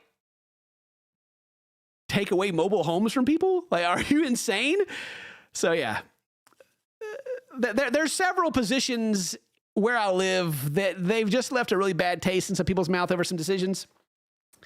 Then you got waste management also. I'll wrap this up soon, but so the county where I live had its own trash pickup. You paid, what was it? It was like $9 a month. It went up to $16. Like they raised it because they needed to. Again, it was fine. Like, you got an extra can for free. They pick it up. Prices continue to go up, so they had to raise it. People didn't like it being raised, but it got raised. But then they voted 3-2 on this vote. It got passed that we would hand everything off to Waste Management, which is, a big $1 billion company that handles trash all over the place. So they fired all the county workers that were picking up trash. I don't even think they were like warned. I think it just kind of happened one day. Long story short, we are paying Waste Management the math comes out to like $1.5 to $2 million premium for them to pick up the trash. So like I said, it went up to like, I want to say it was like $16.50 was the price to get your trash picked up. Now it's like $22. And if you have an extra trash can, which a lot of people do, it's an extra $10. So people are paying like $30. Like, the trash pickup like doubled. And it's state law that if you don't pay your bill for your trash, you can't get a tag for your car. So the county is also the debt collector at the same time. So yeah, we already had one, but they said there were problems, like stuff was going to have to get repaired. There was theft. There were all these problems. It's like they just didn't want to deal with it. So we're paying essentially $2 million tax money every year for another company to pick up the trash, which was another decision that was made. And when you hear about these decisions, you kind of think, well, what?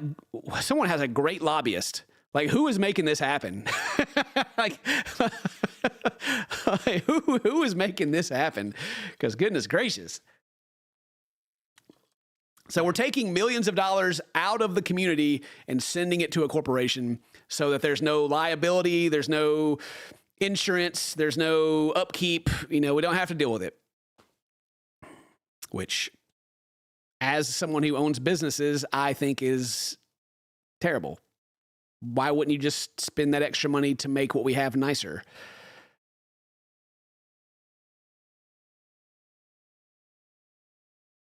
Anyway, so yeah, I'm considering running from a public office locally.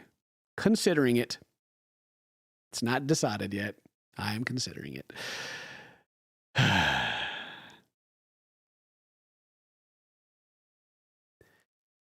So hopefully I don't have to figure out Mary's chair situation.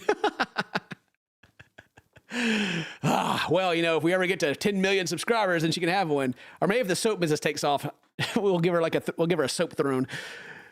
Here, your husband wants us to move to Mississippi. Mississippi's still nice. I still love Mississippi. I've moved off and came back twice. It's home for me, but also all my family lives here too. It's still nice. It's just got some oversight problems. I don't know, man. The problem with like the local offices is that a lot of times, like the ones that people are elected into, you got it's just like regular guys that are running for it. They're popular and they're regular dudes. They get into a position. They're not like already wealthy. So political money starts getting thrown around and stuff starts to get messy.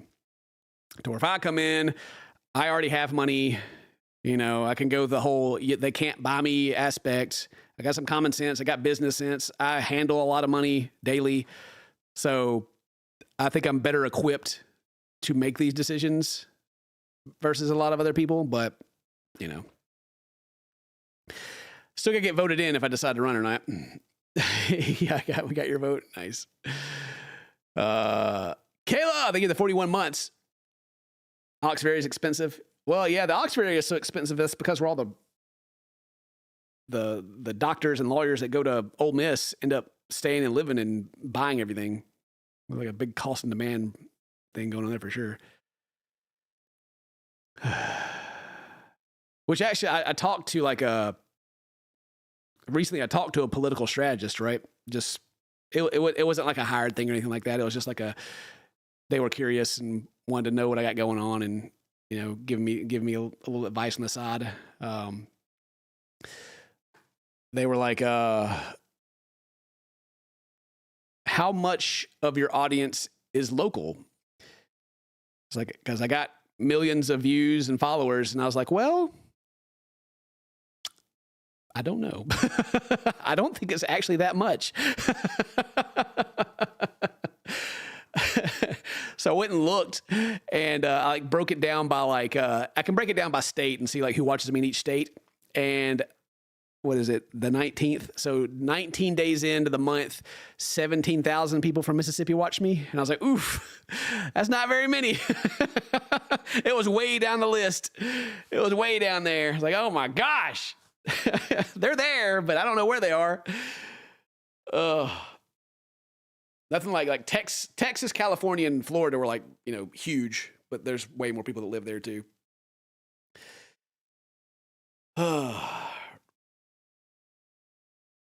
And then I'm also considering opening up a pickleball club in my area. Not like it's essentially like the country club for golf, except it's pickleball, which sounds kind of silly, but there's room for it. And in my area where I live, there's a common theme that people open up things, but then they cut as many corners as they possibly can. So it'll be a good idea, but then by the time they actually execute it, it's just kind of cheap and it's just not nice. So there's very few things that are actually good quality. Like there are things, but not many. It's just like the whole soap thing. Like I'm using all this like really nice material to make soap. I'm not trying to like cut down like every single dollar that I can to maximize profits. Whatever. That's not what's important to me. Just having good stuff is what's important to me. So I want to build like a club for pickleball because Dane's huge into pickleball. I played it. I liked it. I want to get more into it. But I have an opportunity to build a club and like make it like really nice, make it like really good indoor courts, make them all tournament legal, have plenty of space, have like I'll put like the freaking massage chairs in that thing, you know, the foosball and pool and all that, like on the side, like a pool table, like multiple of them. Make it like a cool hangout area to where you can like go and just be there. And it's not just a warehouse that has pickleball courts that have no separation. Because that drives me crazy. I go to like a pickleball court and it's like the balls just roll across everywhere because there's no like gate. There's just nothing in between. The courts are just all crammed together. I hate that. So I'm like, I'll put, you know, like the black chain link fence in between everything. Have the nice lights to where like it's all very well lit and uniform and just make it good. You know? I even put some outside courts and make them free. You can go and play them for free. You don't have to pay anything. You just go out there and play. If you want to play outside, that's fine. But if you want to come inside where the air conditioner is, you got to pay for that. You got to be part of the club. And Dane's all about it. Dane's like, yes. But yeah. Yeah, if there's anybody in the area that's watching this right now, I mean, I'm working on it, you know. Give me a call if you want some more information. I'll talk about it. Yeah. And so I was thinking of like, I wonder what else I could add to it to make it nice. Like obviously it's going to have like bathrooms and all that and air conditioning, heater for the winter, separation between the courts so that the balls aren't flying in between and bothering people. I won't have what they call a pro shop, which is where you can buy paddles. I won't have that because the paddles change so much. That's just like wasted inventory. But I probably will put vending machines in that have like the balls will be there. You can get free balls and play, but like wraps and stuff like that you need, just like little things, snacks and drinks. We'll have water fountains and all that, you know, bottle refillers and all that stuff there. But I was thinking like I have the massage chairs, have like a big stretch area to where like have like the little guns on the wall where you can like, you know, the little vibrating guns. You shoot yourself in the leg for the old people that are cramping up. I don't know about a kitchen because I think if I put a kitchen in, then I might have to like have the health inspector come through because it'll be a business. I guess that's just if I'm serving food. Maybe I can still have a kitchen. But copper fit vending machines, you make millions. Copper fit vending machines. Mm-hmm. My barefoot. And now I got my slides on. My cool slides. Some icy hot in that thing. Yeah. So I'm also considering because I might have the opportunity to get two warehouses side by side. And so I could turn one of them into like a big pickleball club. I could turn it into like nice storage for like RVs and stuff like that too, because the city has a rule that you can't like have RVs parked out in your yard or anything. I could do that, but if I could turn it to a pickleball club and I can like turn it into the other one into like a really nice, like a real gym. There's gyms everywhere, but very few of them are like what I would consider a real gym with like high quality equipment. They have the commercial equipment, but like if someone's like a serious lifter, they have like two places they can go maybe. And so I thought about having like a couple of ice plunge baths in there and showers and like Rogue equipment or Hammer Fit, you know, the good stuff, you know, and comboing it together. Have like a 40-yard turf path. I won't do a sauna. Saunas have too many rules. Saunas are like they're nice, but there's like moisture problems and there's licensing you got to get and drainage. There's all this stuff that comes with saunas. So I won't do saunas. But you can take a shower. and he can go hop in the ice bath. Or maybe I'll put like a hot tub in there. You can do that. But saunas are they're a lot of maintenance and stuff. So I wouldn't do a sauna. They're a little too much work. Yeah, but that's some of the things that are on the plate that we're considering. But we're definitely working on the soaps and candles for sure. Hopefully we'll have that going. Maybe by June or July. Maybe by July we'll have it already. I've reached out to like some graphic design people.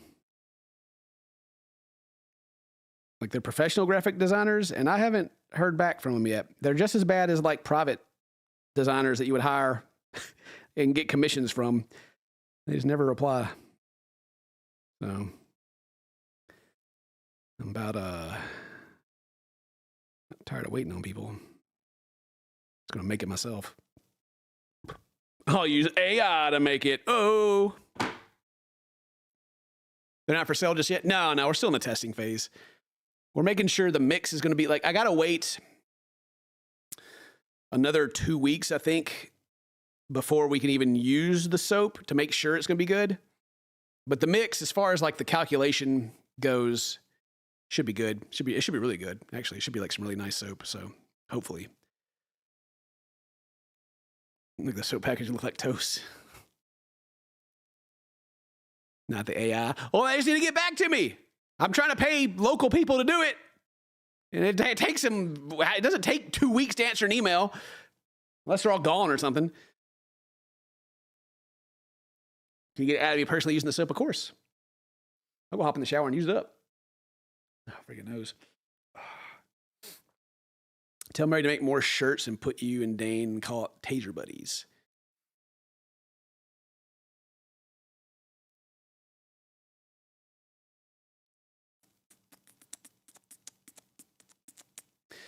Oh, man. Have you guys used Alibaba to order anything? Like the Chinese website? That's an experience. I was trying to source some jars, right? Because I actually couldn't find anything that was like American-made glass. Like everyone just orders from China and then resells it. So I was just trying to skip all that and go find a source.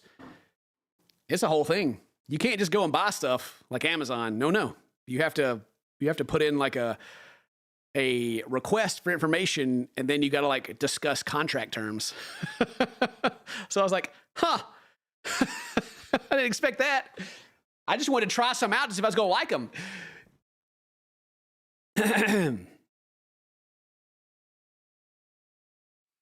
No, we haven't got tased yet. Mason jars. Mary wants to use ceramic, so we're not using glass. And like I said, I've already went through all this several times, but like these are just the test candles. These are, well, it's an 8-ounce candle, but it's a 9-ounce jar. And this is just like to test our wax and everything to make sure everything was like good. Mary wants to do 12-ounce candles in ceramic. So they're bigger and more, what's the word? Luxury feeling. Because she's like, I like ceramic, I like pretty colors, and I want more of a candle. I don't want these little dinky ones. I was like, well, fine. I'll find you some bigger ones. But I still only want one wick, and so we're changing out this wick for wood wicks, and I got to wait for those to get here, and I got to test those out and see how that's going to go. I also got to find a good source for wood wicks, too, because them things are expensive. The clip, they charge it... It was like a pack of 100, and they try to charge me $30 for the clips, which is what goes in the bottom and like sticks the bottom of the jar that holds the wood. $30. I went on Amazon and found them for like $5. And I was like, what? Who are these people kidding? Yeah.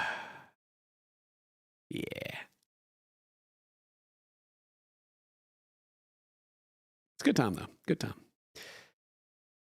Yeah, just for ceramic colors and designs. She's got a bunch of neutral colors. There's like white, black, beige, green, kind of like a forest green, a brick red, and a blue. Maybe there's not a blue. I forget. And so I'm getting all those ordered, and so we can try them all out, make sure they're going to be good.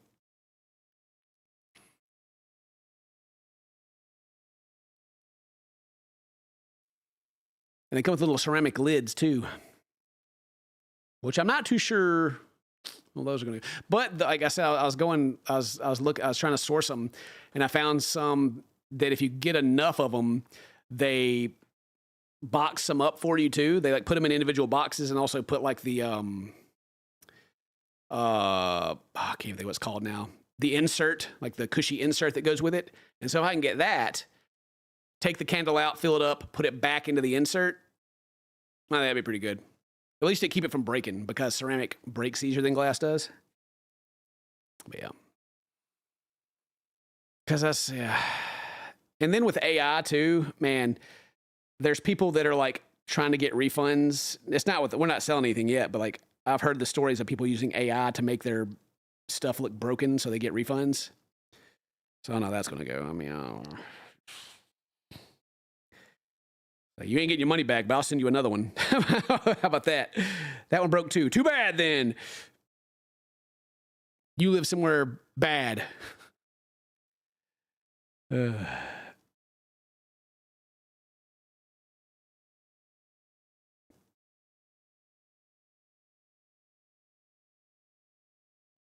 Oh, me.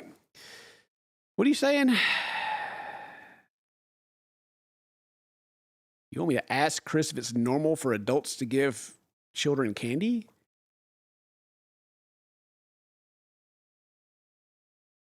Your old neighbor stays asking people around with children and giving them candy.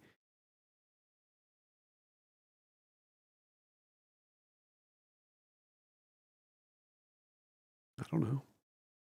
As long as he's doing it publicly, like out. If he's not trying to lure him into a white van, then he might just be a nice old man.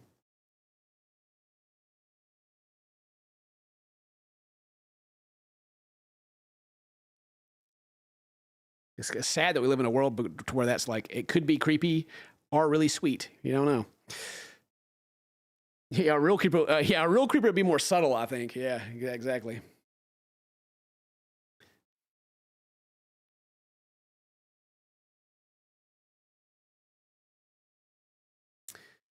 Blonde Bat. Your wife has got her dream job is across the country. You have any moving advice for you?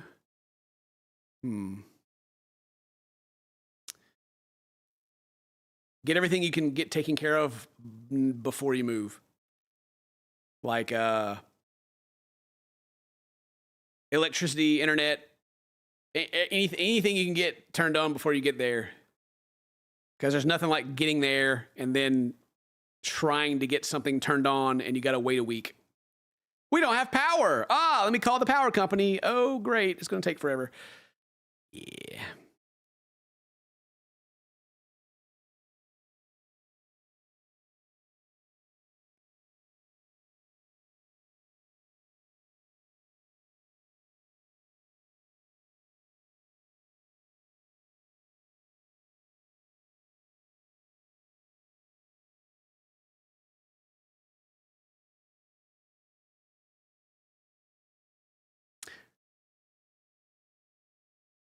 Are you just making stuff up? what?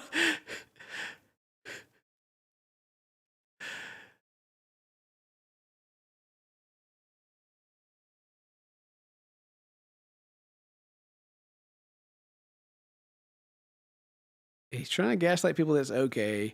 He watches them play at the picnic table. He's trying to bring them over and bring back Tiny Toon.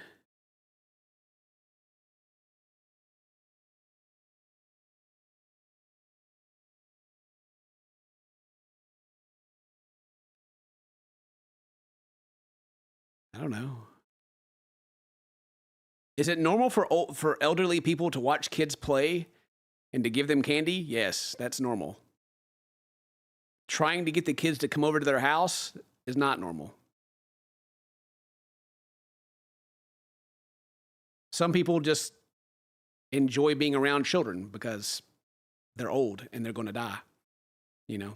they had their own kids, and they're just reminiscing usually about that, and they're just trying to make someone happy. Context matters. So nobody knows. And it's kind of a scary line of like telling off on yourself at the same time. So you gotta be a little careful of like, it's kind of like calling things racist. It's not racist, then you become the racist. Calling things pedophiles when they're not pedophiles is like, why are you thinking that way? So I'm not saying you are, I'm just saying, context matters. That's all I'm saying. It could just be a sweet old person, but if there's more going on, then obviously not. That's just right. How dare you, Keon? You guys see the Chud the Builder stuff? I gotta talk about this. Oh, there's your problem. Okay, look. All right. So I'll bust Mary out for this. There was a time when Mary like watched the news all the time, and her life became miserable because all the news does is shove everything awful down your throat 24/7, and you will hate life. There's this magical thing to where if you turn the news off, your life suddenly gets like way better. It's not like a you don't care because you're not informed, but like the more you stay connected to the news, the more the future looks. We're all going to die. If you watch the news, everyone's doomed to going to die. Everything's horrible. Everything sucks. You're depressed.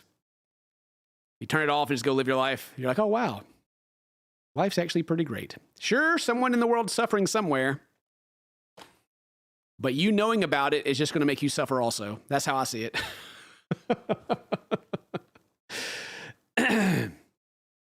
Friends are spiraling. Yeah, I mean, it sucks. And the concept of you being disconnected somehow makes you a bad person is just stupid. It's just dumb. Like, it's literally designed to make you like worry and make you like fear you're going to miss something because you're not watching it, because, oh my God, what if something happens bad around my area? Oh my gosh, it's by design. So if you ever feel that way, just turn it off. Trust. The world will continue to spin with or without us.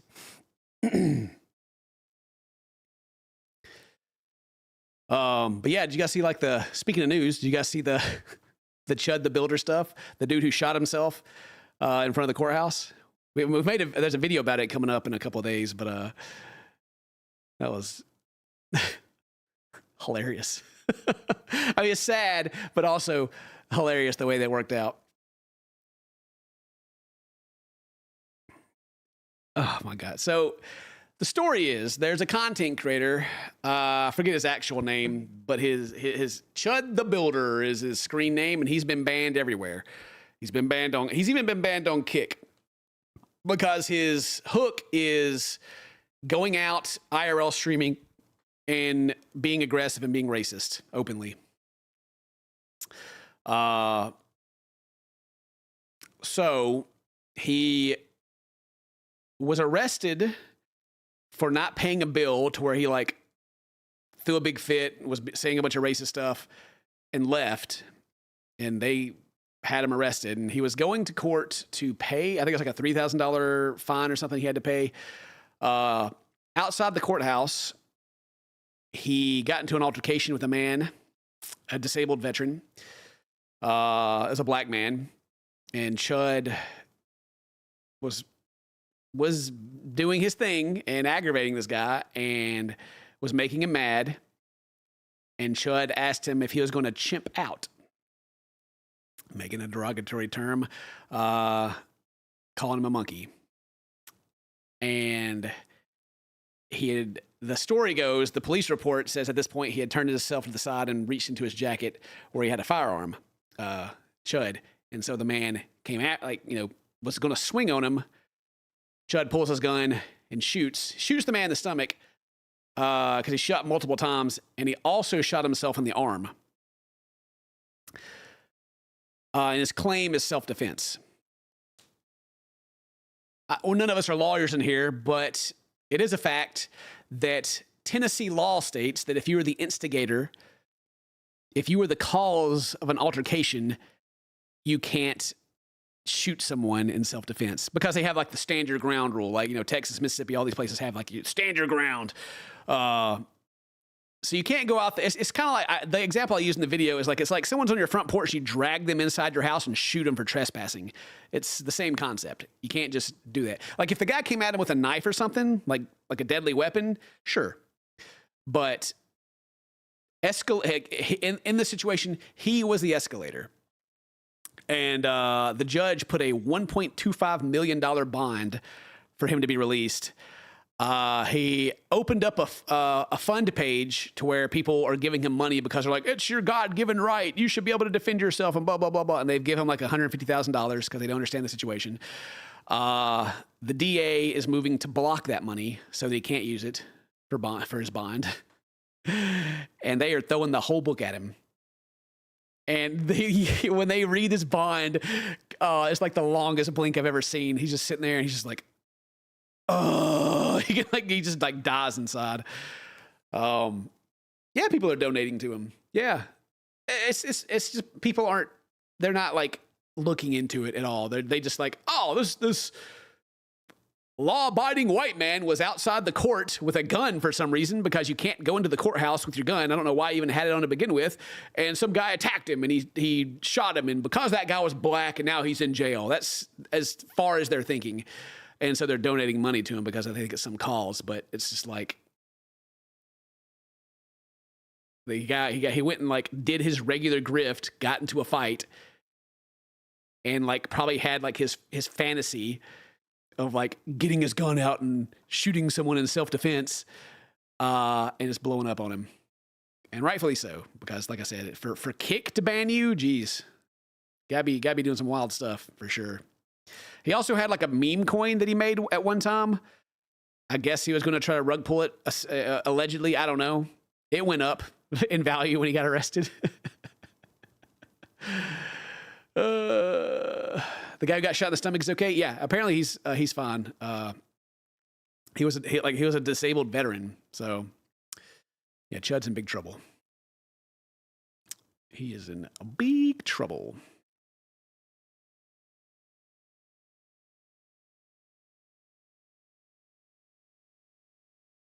I think I think it's 15 to 60 year sentence. So yeah. And in the video, my whole point is like I don't understand where content creation is going. Like the actual 100% the problem with content creation and why it's going in such a bad direction is because of live streaming. Twitch doesn't actually do anything. Kick doesn't actually do anything to punish these people. Like this guy got banned because he was like being extremely racist. But everyone else is like skirting the line as much as they can and being like public nuisances. It's becoming domestic terrorism. YouTube figured out that if they affect your money, like if a content creator makes less money because they're being controversial and like covering controversial topics and doing all this like boobs in the thumbnail stuff, if you get paid less money, the content creators, they get in line real quick. They whoosh, whoop, all right, hey, whoa, I just made like 1/4 of the money I'd normally make. I don't like that. I'm gonna act right, you know. YouTube figured that out. Live streaming services, basically, if you get banned, it's like free marketing. You know, because you had to do something so insane for them to ban you to begin with. Everyone goes and looks like, oh my God, what did this guy do? Everyone's like, oh, so-and-so got banned. Whoa. It like live streaming is literally leading content creation in the worst direction possible. And they're not doing anything about it because it's leading people to their platforms.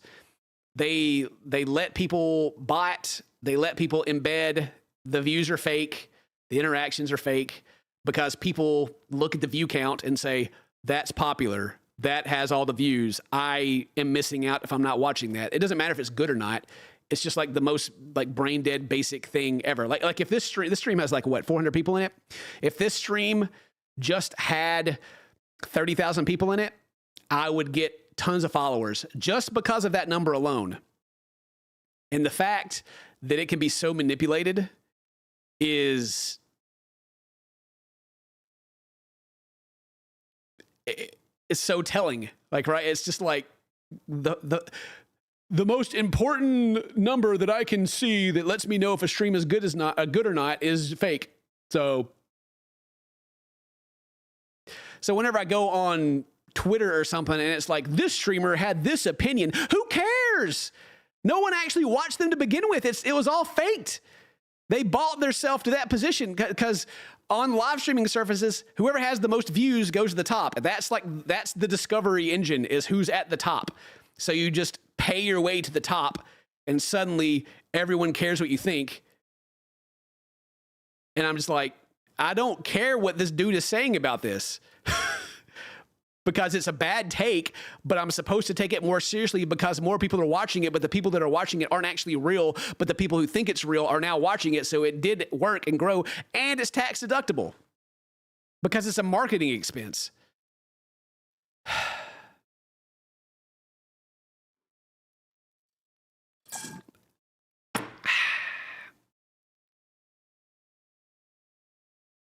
It drives me insane. If I knew it was that easy, I would have bought it years ago. God dang it. I don't even know how Twitch still exists. I don't know how like Amazon hasn't shut that crap down yet because it's like so bad for their image. It's like, ugh.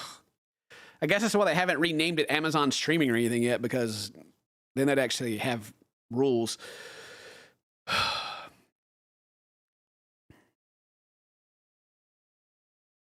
But no, they're never going to do anything about it. And the concept that they don't know the botting algorithms and stuff change so fast that they can't tell who's botting and who's not, it's crap.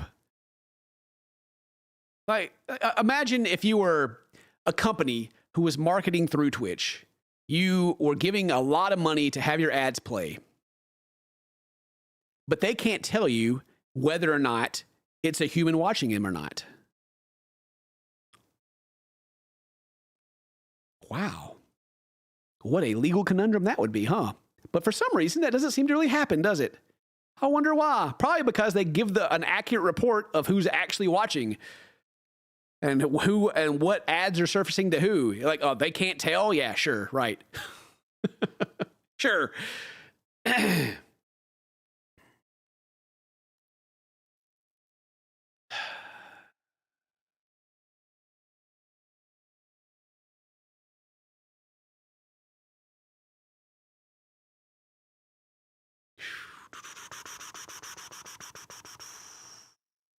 I get hot about it. I get mad. I get really mad.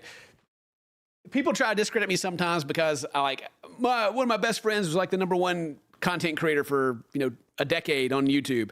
That's true. It helped me out a lot, but I still put in the work and I still did the videos. I still did my grind, and I did it legitimately. I've never cheated, not once. And then people come back, Ken, you're falling off. I'm like, yeah, I am getting old. It's true. So-and-so's got so many views. And I'm just like, oh my God. Yeah. Imagine how many you'd have if he did it legitly. But it doesn't matter because no one's going to do anything about it. And they end up making a lot of money. And who cares? Like, why wouldn't they? Nobody seems to care that it's happening aside from me.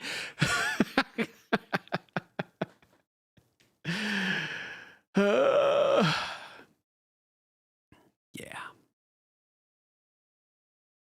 I actually made a tweet about it. I was like, just remove view counts. Hide the view count so people can't see it, and then view botting would go away. And which is true. Like it would disappear. Like overnight, it'd just be gone. Like you can't get rid of view counts. They would still be like, there's still a number that would have to exist somewhere, and the content creator would still know. But you just make it like a bannable offense. If people show what their view count is, you get banned. Whatever. And I got some, it made me laugh because there were some content creators that disagreed with me, but they were like fairly popular people that also, the view count is also in their favor. So I was like, it's gotta, you can't really also not like it, I guess, because it's a little bit of a conflict of interest for you. You kind of like, no, that's a terrible idea. Why would you do that? I'm like, well, I don't know. Maybe we need to check if you're botting. They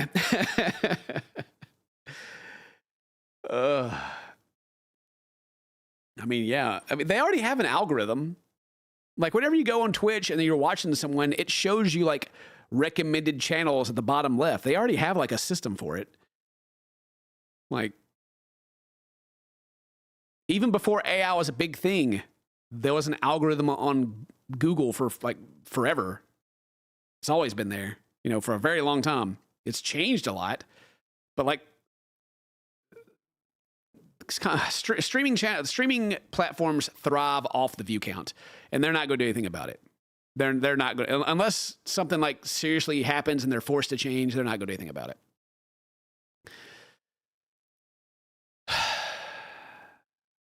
So I do appreciate like the scrutiny now, especially from like other streamers, even though they probably also botted their way to where they are, but they go and be like, oh, look how like slow their chat's moving in comparison to like how many people are watching, which is not a good way to actually gauge it at all, because like right now my chat's barely moving. Cementos Kim must be view botting because like, people are doing other things with their lives right now while they have the stream going. But if you have like 100,000 people and it's moving as fast as it is right now, then yeah, then you got something going on for sure. But people are also kind of trying to use it as a gotcha moment on people who are more than likely not view botting. But yeah, the thing is that I've known about view botting for forever. It's been a thing for a very long time, but it wasn't so blatant as it is now. It's been with like in the last 2 or 3 years that it just got like really, really bad. Like there's some IRL streamers that literally came from nowhere. I don't know where they came from. They just showed up and they have like massive followings suddenly. Sure. Like most streamers or even YouTubers, everyone like comes from somewhere. Like you have like your Soda Poppins or XQCs or whoever who like had a game and then they came from that game and they transition into whatever they're doing now. Like a lot of people played WoW or Overwatch or, some shooter or something like that. And then they peaked there and then they were able to carry it over. I came from doing horror gameplay. But now there's just content creators just like kind of show up. They just kind of appear like they've always been there the entire time. And everyone's like, oh yeah, this person, oh wow, yeah, I love this guy. He's got so many views. Meat sifter. Disney told us to stop doing those, by the way. We got a nice cease and desist. Disney did not appreciate those. Those our reading fan service stories.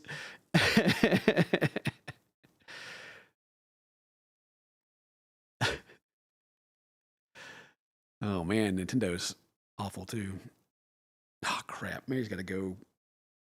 I was supposed to play a game, and I've just been yapping this whole time. But I do have a little video I can upload to Keon right now, actually. I got the Where Am I video, so I can give that to him. So we have something. And I'm fixing to have to go watch kids. I need to play this, where is it? This Date Boy game that you guys got me to get 2 weeks ago. Still got to play that. I love a good yap. I haven't got to yap to you guys in forever though, so I feel it feels good to just yap. Tell you all about my super secret soap making, candle making, and pickleball plans, political plans. What else am I doing? A lot of stuff. All kinds of things plans. Oh my God. Freaking Mr. Beast's team. They asked me for my phone number. They're going to call me and they're going to try to get me to fly out and be a part of a video, and I don't want to do it. I don't want to leave my house. But I have to do it, though. For the channel. I got to make an appearance.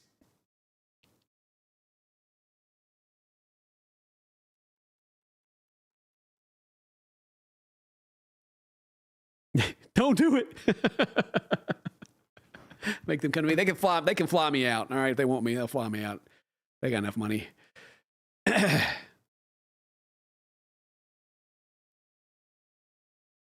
Don't touch the grass. Oh, holy moly, roly poly. Yeah, they were messaging me like I've been DM'd quite a few times on like Twitter, and they were like, hey, what are you doing tomorrow? And I didn't see it until like that night, and I was like, oh, well, nothing, but it's late now. And they're like, what's your phone number? I was like, I don't want to give it to you, but I will. I'll play ball. Let's see what happens. So they might not ever say anything. I don't know if Jimmy actually runs the social media. I assume it was his team asking. But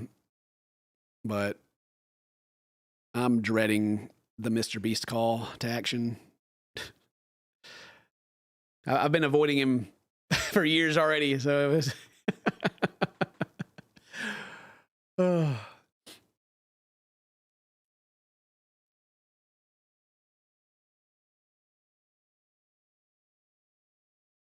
I think Mr. Beast is fine. I don't mind them at all. I don't have anything against them. The whole take that like Mr. Beast ruined YouTube is just silly. YouTube is already changing. Mr. Beast just happened to be the vehicle that it changed through. It's like Mr. Beast ruined YouTube, and then you think back to like all those videos to where he's like literally standing right there beside like the CEO of the algorithm, like the engineer head of how the algorithm works. They're making a video together. It's like, I'm pretty sure YouTube just told him what to do at that point. PewDiePie was on his way out. He was getting ready to retire. They needed a new face. So they're like, all right, let's go. And then every content creator that's like trying to ride the old ways is mad. I can't, what do you mean I can't play 20 parts of the same video game and all of them hit 3 million views anymore? I hate Mr. Beast. Yeah. He ruined YouTube. I can't be lazy anymore. Now I have to play the game and put it in a 2-hour video. Ah!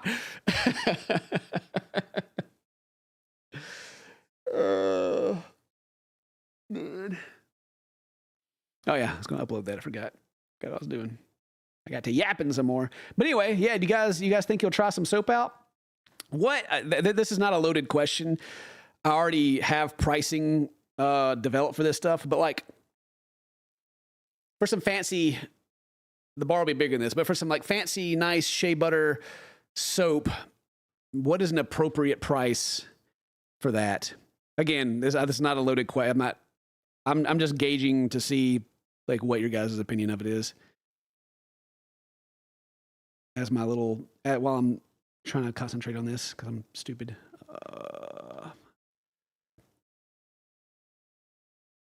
Is that the one?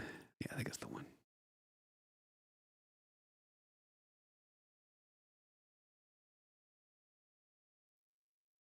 All right. What'd you guys say? $5, $6, 13 to 14, 15, 20, 35. That's what I'm talking about. 50. Yeah. Well, sadly, it's going to be more than $5 or $6 because that's like how much money I have to like use to make it to begin with. Not quite that much, but close. After shipping everything, yeah. I guess I could sell it for that much if I wanted to lose money. Like I said, like Dr. Squatch and like Charlie, they can charge bare minimum because they have like wholesale people that have like razor thin. It cost them like $2 to make a bar of soap and ship it. We're making this ourselves. I don't have a third party person to do that, so I can't sell it to you for $5. I'm sorry. You're allergic to goat milk. Oh. Was going to make a goat milk. We're going to make a goat milk bar, but that's just one. It'll be plainly listed. That's going to be like a special one.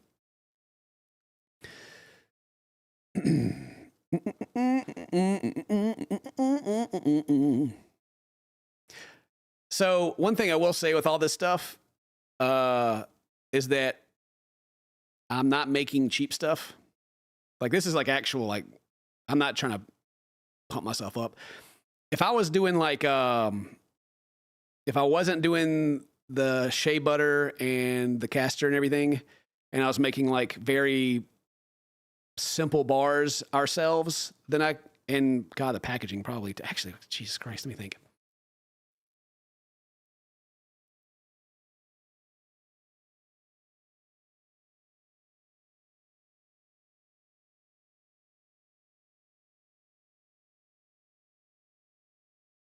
It varies, but the average cost per bar for us to produce it and ship it is about $5. So, yeah. Maybe, I think.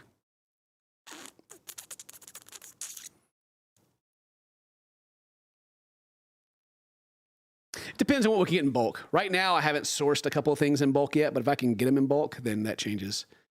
So, still got some work to do to figure that out. $10,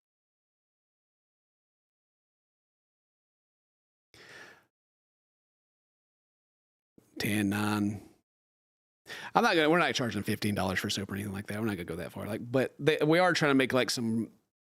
If you would go into like a nice boutique where they sell like all the Louis Vuitton and stuff like that, this would be like the soap that would be available. But we're not charging like super premium. So, yeah. But then the candles, Jesus Christ, candles are like $6 plus just for the freaking jar that I've been able to find so far. So I gotta find like something, especially ceramic. Ugh. Yeah. Just more than that. Now think about it. Since we're doing 12 ounces. And we got the super fancy stuff. You wouldn't pay for luxury brand? Yeah. Well, there's enough quality goods out there already that I'm not doing luxury, but I'm not also doing quality. I'm going for the middle. So if you're looking for like something you don't care about that just washes your butthole, just keep using what you're using.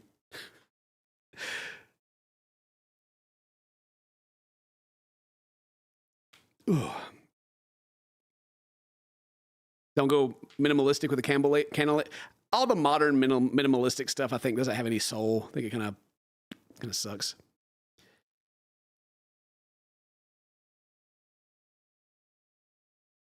You're supposed to wash your butthole.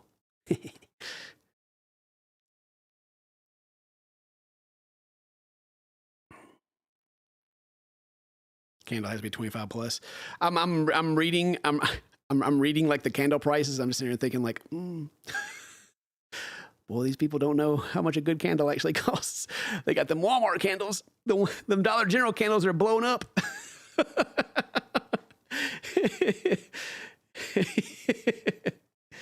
You know, some of that soy apricot candles, boy. God.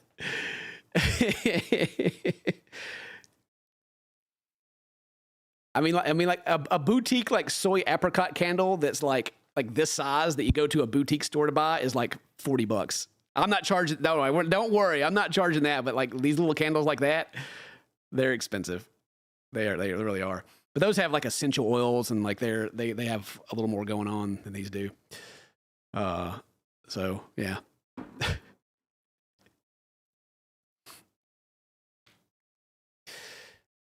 Yeah. Yeah. That stuff's expensive. It is, and I understand why too. Like as I made them, it's like Jesus Christ.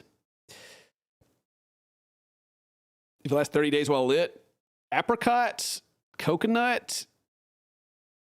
Well, there's not going to be a candle that exists in the world that will last 30 days continuously.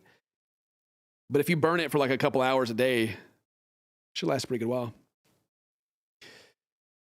Had a BFF of mine that did this, and their overhead was 60 to 70K, but only capital was about 30K, which she projected. Her soaps were like 15 and 20, you think?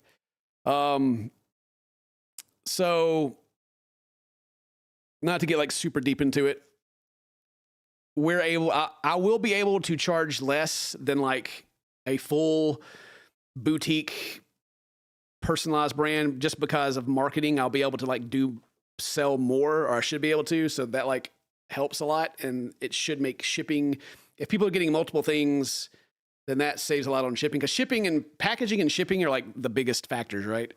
Like if I got to ship this candle, it's going to be like, for a box and everything, it's going to be like $7 to ship that thing. And so if I'm doing like, you get 3 or you get this package and shipping is free, then the prices have to be balanced so that I don't go bankrupt paying for shipping, you know? So yeah, people expect to pay shipping too, though. So I guess I shouldn't really worry too much about that. Like I don't want to pass on the full amount of shipping, because like that, I don't know. I got to think a little more about that. But either way, we should be good. I'm not trying to get rich off of it, but I am trying to make it to where we'll be able to hire somebody to help if it gets big. So it still needs to be a legitimate business. It's not merch. That's the thing about this. It isn't merch where I'm trying to make something that we sell for dirt cheap as possible. Like I said, Charlie's got Cheekies or whatever. They use a third party, like massive wholesaler that can just pump this stuff out for like razor thin margins. And I can't do that. I don't have the resources for that. And I don't want to use a third party. I want to do it ourselves. I want to make it homemade. So, I'm trying to make it to where it exists without us, without me having to promote it all the time, to where like it becomes its own thing. That's the goal anyway.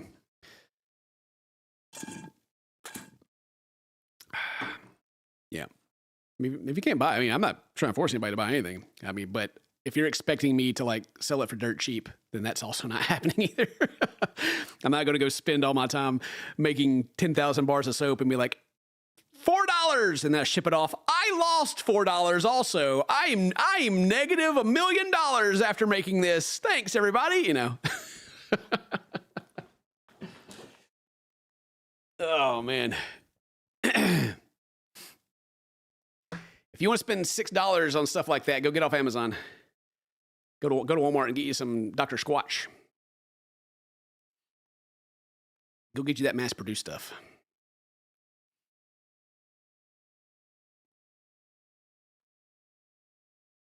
Good luck at you was helping with shipping. It was brutal. Yeah. For small operations, shipping is freaking tough. And shipping's gone up in cost a lot too. So it's just like, ugh.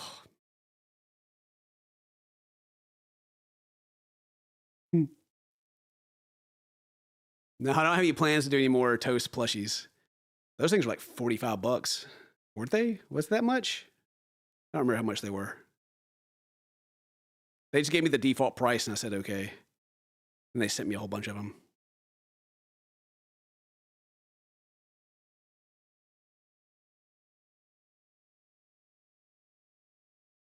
Drive to Mississippi. Yeah, you can come pick it up from the house. Like half the price.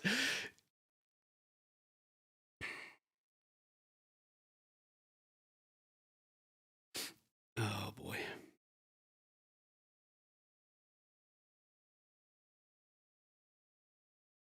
Yeah. Actually, how much there's a local place that does cold processing soap, but they sell it. They have a storefront. I don't think they ship online. You look up how much they sell stuff for, just for a comparison.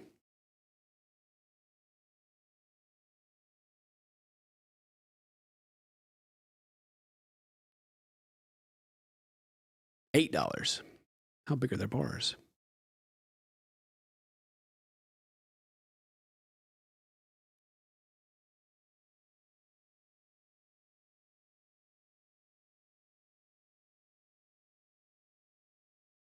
The bar size is okay. Packaging, oh man. I know I'm not showing you guys. You can't see what I'm looking at, but I'm not trying to promote anyone.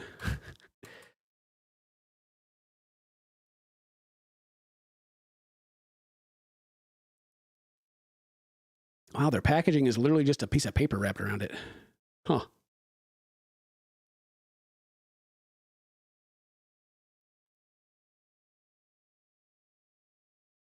What is it made out of?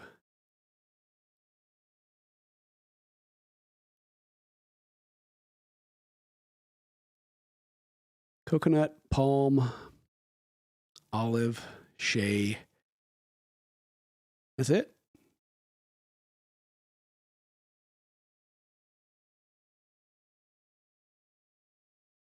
Boy, they got that basic soap. Hang on a minute.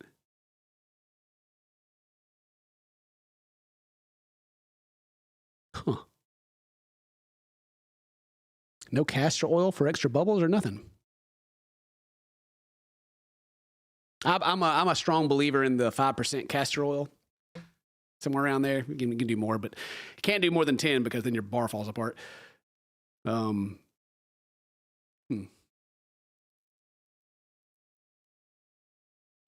So from what I'm reading here is I could do like super basic bars and sell them for $8. Oh my. Oh my.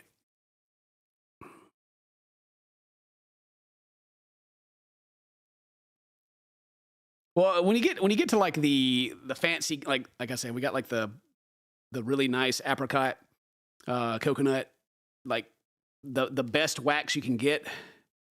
Stuff like this oftentimes is like comes as like gifts. Like I said, I'm making that. I don't.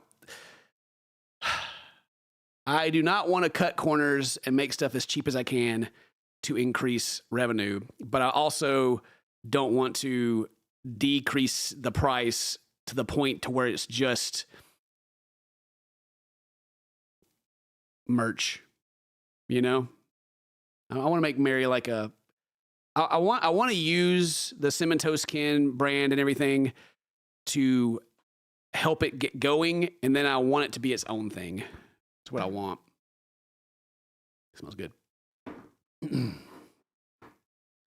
But I just want to be. I want to be reasonable. That's it. That's what I want to do. I just want to make it reasonable. Would I ask Marcy to help with design? Nah. I'll ask her what she thinks about it, but I'll let Mary decide on the design.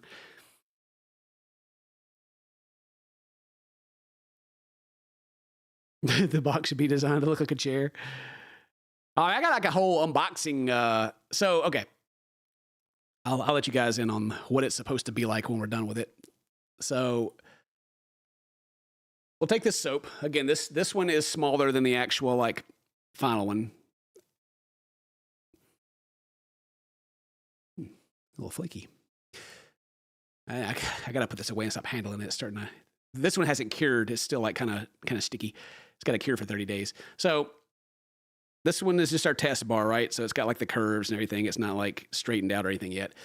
The purple ring is from, this is a tea tree scent, or is the base of it's tea tree, which is essential oil.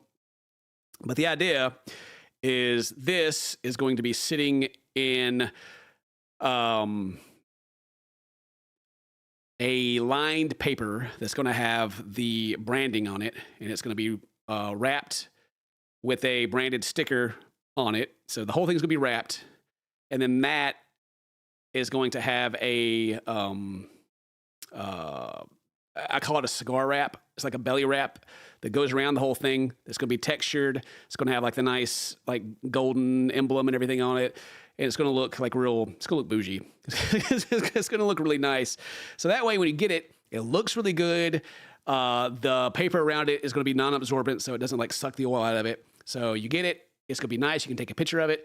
You open up the wrap around it. Then you can open it like a gift, basically. Is the packaging idea for these things, instead of like what most soap companies do, where they just like wrap a piece of paper around it, like it doesn't even cover the whole bar, it just like stick it around it and they're like, here you go. Or it's a cardboard box that you slide it into. That's fine, but I want it to be like more premium feeling. So I am going to have to, or me and Mary are going to have to like get the soap, put it on the hair, wrap it up, put the sticker on it, wrap the thing around it, center it up, do that for like each single bar, which is gonna be time consuming, but I don't know. I feel like that like extra like thought and quality goes further, you know? Cause like I said, I don't want to just like throw it in a box or put it in plastic shrink wrap and hit it with a heat gun. You know, I think that looks crappy. Like and the box makes sense, but even to me, throwing it in a cardboard box is cheap. So, yeah, it's supposed to be like really nice and personal, like because you bought it from, like you're actually buying it from us. You know, it's not like I said, we're not using some other company to make it. It's like we're going to go make it here, down below me, actually, right where I am, and do it that way. And the candles, like they're going to be the colored ceramic. Larger than this candles. Those won't have as much fanciness to them. It'll be the candle. It'll have the warning label on the bottom. It'll have the I think I can get it not etched, but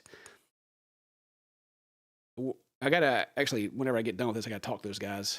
Apparently they can like print stuff onto it for us instead of us getting stickers and sticking to it. So they can custom print stuff.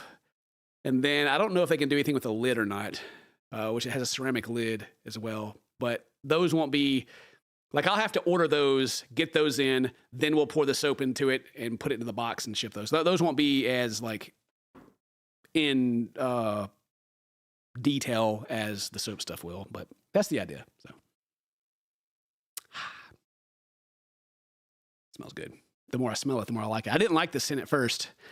Like whenever they give you the scent, they got these little jars. You can pop the cap and sniff it. You're like, that's pretty strong. But now that it's like in that soap bar, I'm like, it's actually that might be one of the main ones. I'm not telling you what it is. It's a secret. It's a secret. And then we can make videos about how we make it too.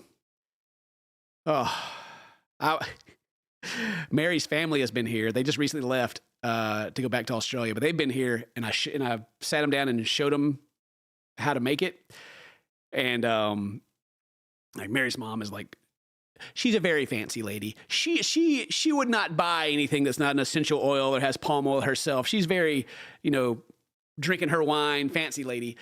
And but she was like, wow, there's actually a lot to this. You wouldn't think it'd be that much. And I was like, yeah, it is, but I got a whole process planned out to where it'll be way easier.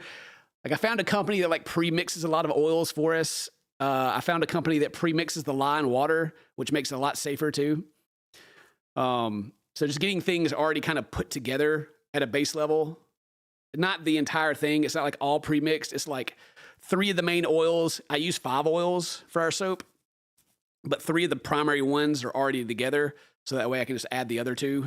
And then instead of me having to mix bags of like lye flakes into water, which is dangerous, it'll burn you and it gets really hot. I found a company that mixes that already, and it comes in like this big jug, and all I got to do is add the extra water because it's 2 parts water, 1 part lye, and so it's 1-to-1, which they send you, and so I have to add the extra one. And then pick out the fragrances and add those, and pick out all the additives and put all that in. But yeah. And I got this big, massive pot that I'm going to put it in, this huge freaking mixer this emulsion mixer. It's almost as tall as I am. You know, and my dad's making the molds. Like we're getting custom molds made. Yeah. I just got to figure out how to cut it.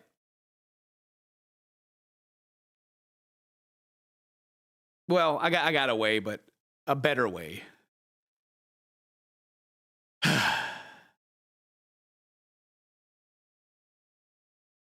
Why do you think you need a lighter for soap? I don't know. But anyway, I think it'll be like whenever we come out with it, we'll make some videos and like maybe shorts and stuff of us like how it's made. You know, in a way that doesn't. I can't give away my super secret Krusty Krab my Krusty Krab recipe, my Krabby Patty recipe, but I can't walk you through the whole process.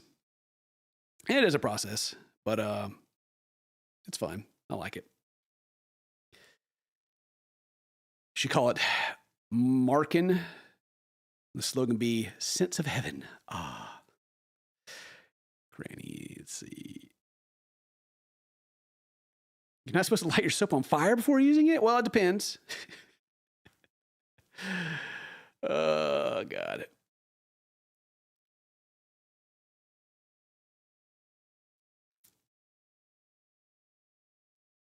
Your mom had a nice, nasty chemical facial with making lye soap years back. It wasn't too bad because she got it. Oh, yeah, you got to be what? You got to use gloves and stuff working with it.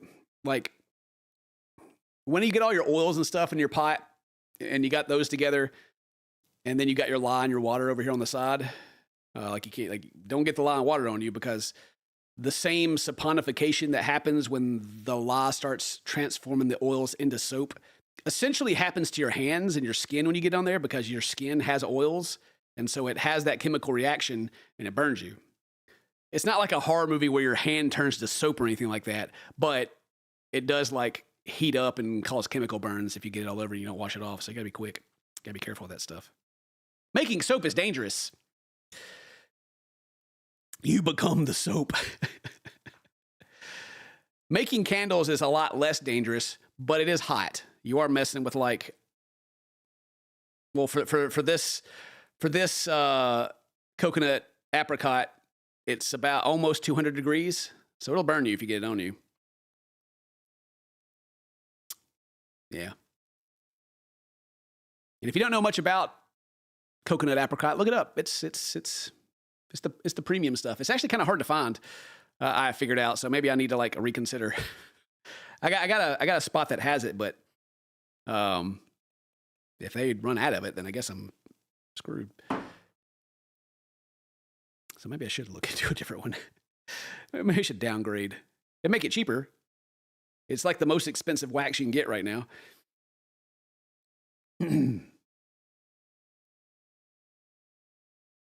May the soap be with you. Can't believe it was TCAP.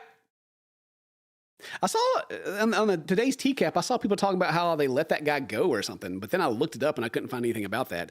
Like there was a post that said that the charges were dropped, but when you click on it, the post was deleted. So I don't know what's going on with that.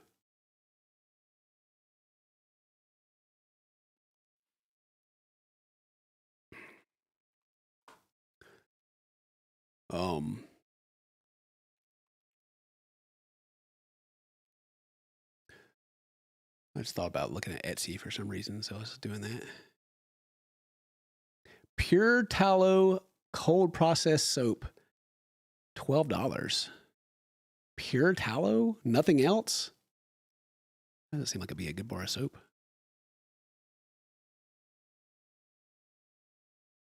Vegan soap bars. There's a lot of soap on Etsy actually that's discounted and cheaper. That one's $5. How big is it? Oh, this comes from a wholesaler. But how big are they? Tell me the size. Is it 4 ounces, 5 ounces?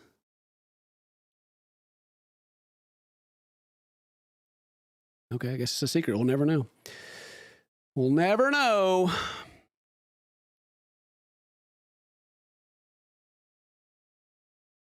Probably 4 ounces at that price.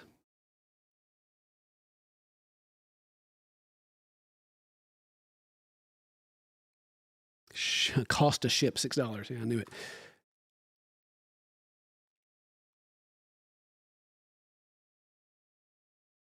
Oh, here we go. Approximately 4.525. So probably about 4.8. Mine are bigger.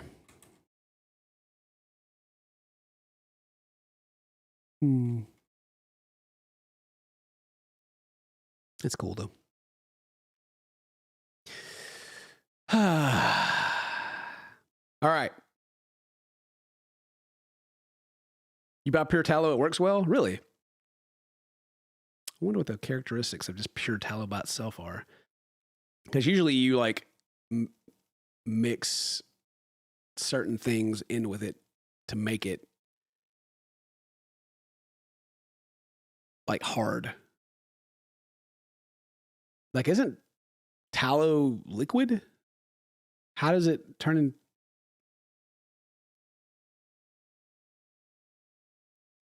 Am I dumb?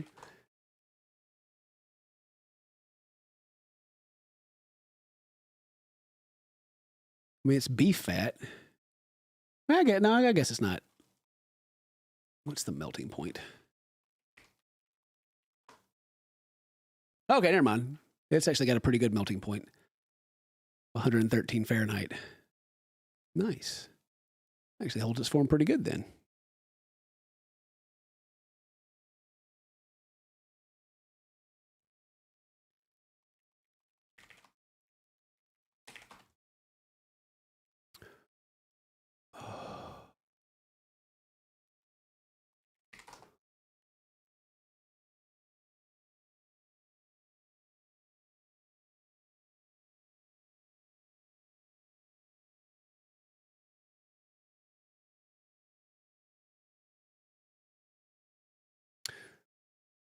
So, okay, I need to. Sorry, I'm about to go down a rabbit hole. I'm all about doing some research, and so I need to look into. I just had an idea, and I need to look into it. So, I'm gonna go. I gotta watch the kids, so I'm gonna get out of here. I